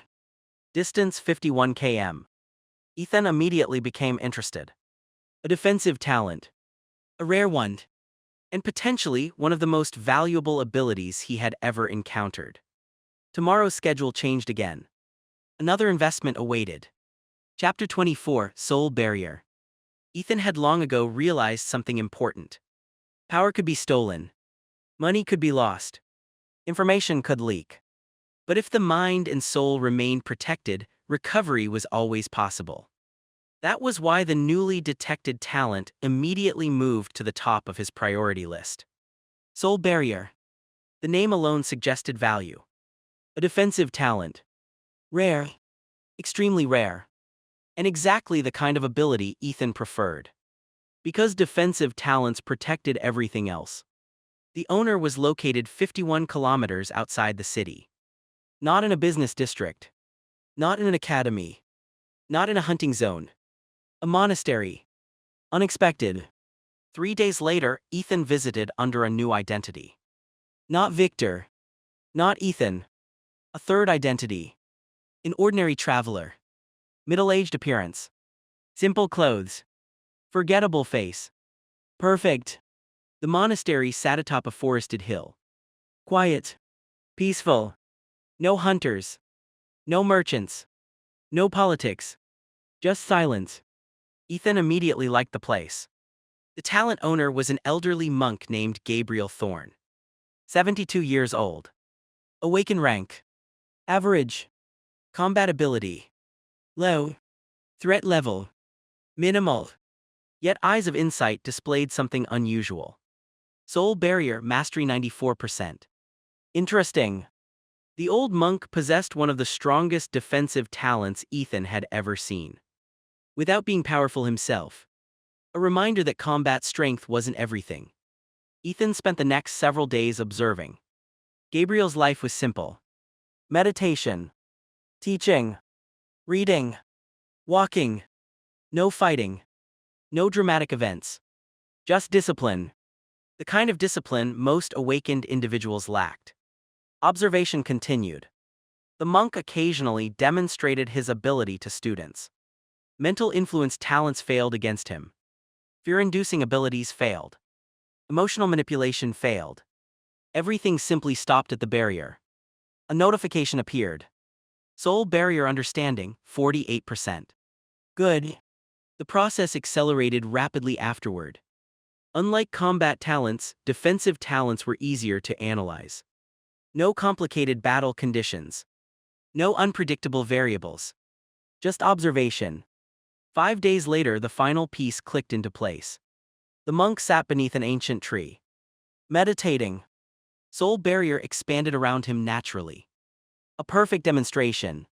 A notification appeared. Soul barrier understanding, 100%. Replication available. Excellent. Ethan immediately accepted. A familiar sensation appeared. Then something new. Warmth. Stability. Strength. It felt as though invisible walls formed around his consciousness. Protecting. Defending. Enduring. Then the process ended. Talent acquired. Soul barrier. Synchronization 1%. Talent number 9. A valuable addition. Very valuable. That evening Ethan returned home. Dinner was normal. His father discussed a fishing trip. His mother complained about rising grocery prices. Ethan listened quietly. Normal conversations. Normal concerns. Exactly the environment he wanted for them. No awakened politics. No dangerous organizations. No unnecessary stress. Meanwhile, Victor's business continued expanding. Several merchants now considered Victor one of the most reliable information sources in the region. Not because he was friendly. Because he was predictable. If Victor accepted a deal, the deal happened. If Victor sold information, the information was accurate. Simple. Trust built itself naturally. One evening, a wealthy trader requested a meeting. The payment offered 2.3 million credits. A respectable amount. Victor attended. Different appearance. Different identity. The trader immediately presented a proposal. Rare beast breeding. Normally Ethan would have ignored it. Then enhanced calculation activated. The projections appeared. Future profit potential. Very high. Interesting. Not because of the beasts. Because of supply chains. Supply chains generated long-term income. Long-term income generated freedom. Victor invested through anonymous channels. Not aggressively. Carefully. As always. Months passed quietly. Money continued growing. Talents continued growing.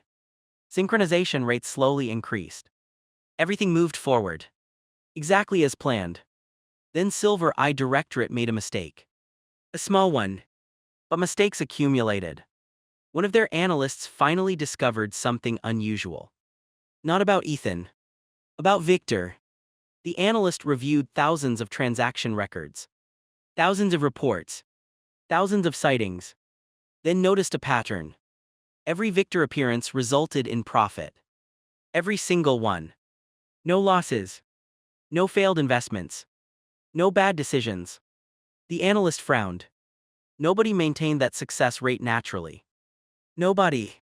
A report was immediately forwarded upward. The Silver Eye Director read it. Then read it again. His expression slowly changed. Interesting. Elsewhere in the city, Ethan sneezed. For some reason, he suddenly felt annoyed. As if someone had said something stupid. He ignored the feeling. Instead, his attention focused on a new notification. Legendary talent detected. Probability manipulation fragment. Distance 312 km. Ethan sat upright immediately. For the first time in a long while, a talent appeared that might change everything. Chapter 25, The Fragment. Ethan immediately ignored the word legendary. Titles were meaningless. Descriptions were marketing. Only results mattered. What caught his attention was the second part. Probability manipulation fragment. A fragment. Not a complete talent. Good. That meant it was attainable. If it had been a complete legendary talent, half the awakened world would probably be fighting over it already. A fragment was different. Smaller. Hidden. Manageable. Most importantly, profitable. Distance. 312 kilometers. Far enough to require planning. Close enough to be worth investigating. Enhanced calculation immediately began processing information. Travel costs. Potential risks. Expected returns. The conclusion appeared within seconds. Recommendation: investigate. Ethan agreed. 3 days later, Victor left the city. Not Ethan. Never Ethan. Victor. A new face. A new identity. A new travel history. Nobody connected the journey to Ethan Blackwood. As far as the world was concerned, Ethan remained in Apex Academy attending classes. Several carefully scheduled appearances ensured that illusion remained intact. Meanwhile, Victor traveled north. The destination was a mining city named Ironridge. Once prosperous, now declining. The city's economy had collapsed years ago after several major mineral veins became exhausted. People still lived there, still worked there, but opportunities were scarce, which often created hidden value. Victor arrived late in the evening. The city felt tired. Old buildings, empty streets, fatting businesses. A place most people would overlook. Exactly the kind of place Ethan preferred. The notification guided him toward an abandoned industrial district. Several warehouses. Several factories. Years of neglect. The fragment was somewhere nearby. A local information broker provided additional details.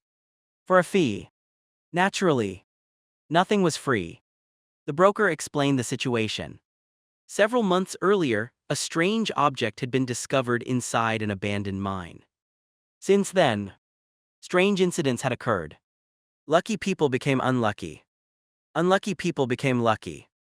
Accidents happened unexpectedly. Near impossible coincidences occurred regularly. Interesting. Not because of the stories. Because probability-related abilities often produced exactly those effects. The fragment was likely real. Very real. Victor rented a room and began investigating. 3 days passed. Patterns emerged. The incidents all centered around a single individual.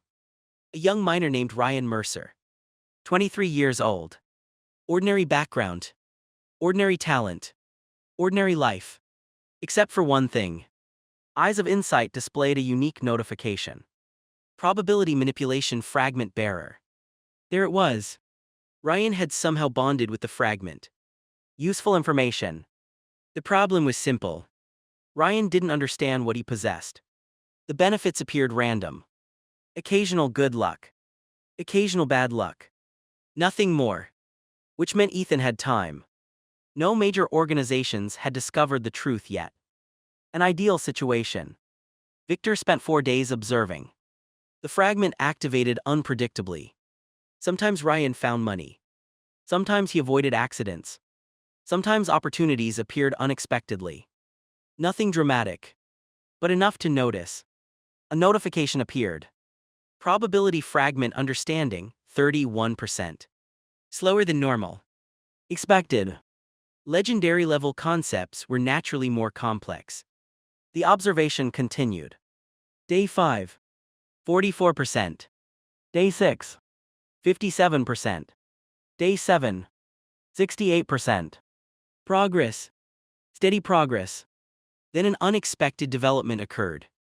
Another group arrived in Ironridge. Silver Eye Directorate. Victor immediately recognized the insignia. Apparently they were investigating unrelated reports. At least for now. Still annoying. Ethan preferred operating without interference. The agents began questioning locals. Reviewing reports. Collecting information. Unfortunately for them, they focused on the wrong target. They believed unusual events originated from an awakened smuggling group. Not Ryan. Not the fragment. Good. Let them waste time. The following evening, Ryan experienced a major activation. While walking through a construction zone, a steel beam fell from above.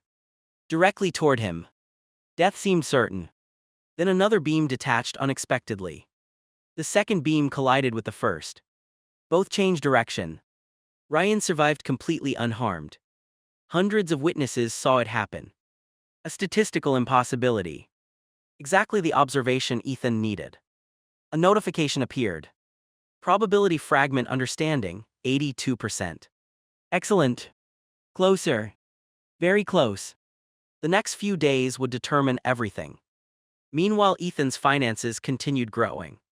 Even while traveling, Victor's information network operated independently now. Merchants purchased reports. Hunters purchased routes.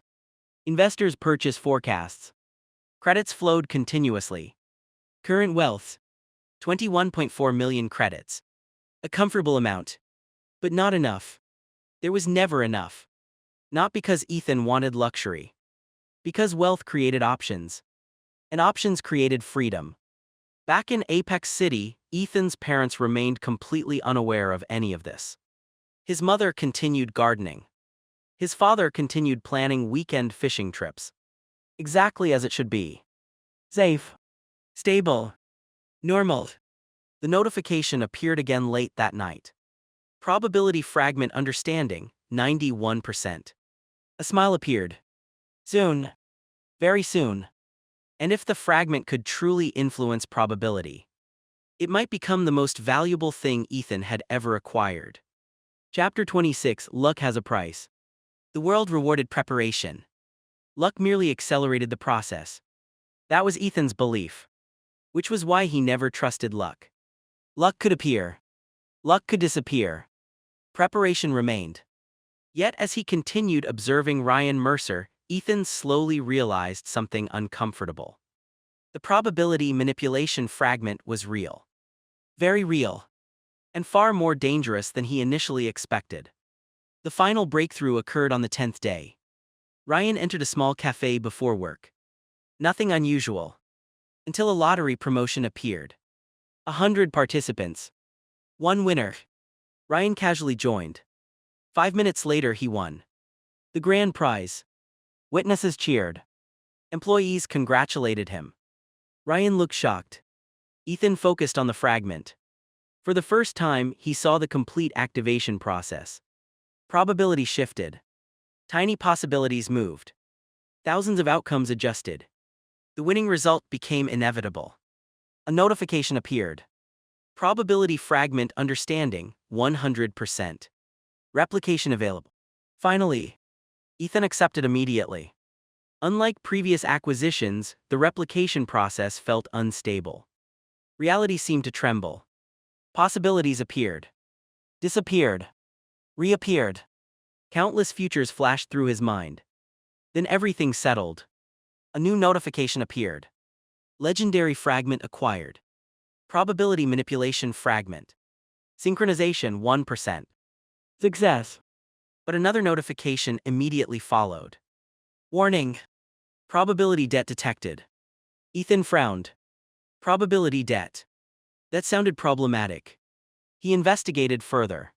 Several hours later, the answer became clear. The fragment did not create luck. It borrowed probability. Every favorable outcome required compensation. If probability improved in one area, it worsened somewhere else. Equivalent exchange. The universe's accounting system. Ethan immediately approved. That made sense. Nothing should be free. Free power created lazy people. This power demanded intelligence. Good. Very good. The next morning, Ethan conducted experiments. Small experiments. Very small. A coin toss. Probability adjustment. Heads. Success. A second toss. Heads again. Then a notification appeared. Probability debt accumulating.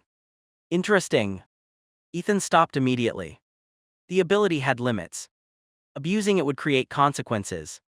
That meant it should be reserved for important situations.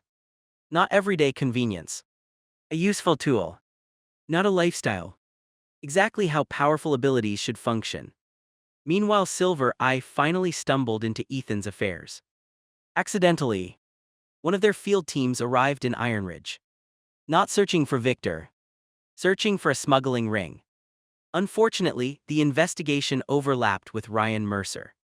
In Ryan's fragment, the agents immediately noticed unusual probability events. Questions followed. Investigations followed.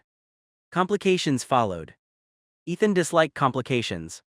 Victor considered several options. Option 1.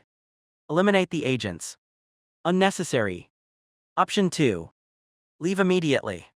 Acceptable. Option 3. Redirect attention. Best option. 3 hours later, anonymous information reached Silver Eye. A fabricated lead. An alleged awakened criminal operating 50 kilometers away. The agents eagerly pursued it. Because false information was often more attractive than the truth. By sunset they were gone. Problem solved. No combat. No risk. Just manipulation. Far more efficient. The following day Ryan Mercer left Iron Ridge permanently. Apparently recent events frightened him. Understandable. Ethan had already acquired what he wanted. The fragment no longer mattered. As Victor prepared to leave, another opportunity emerged. A local businessman approached him.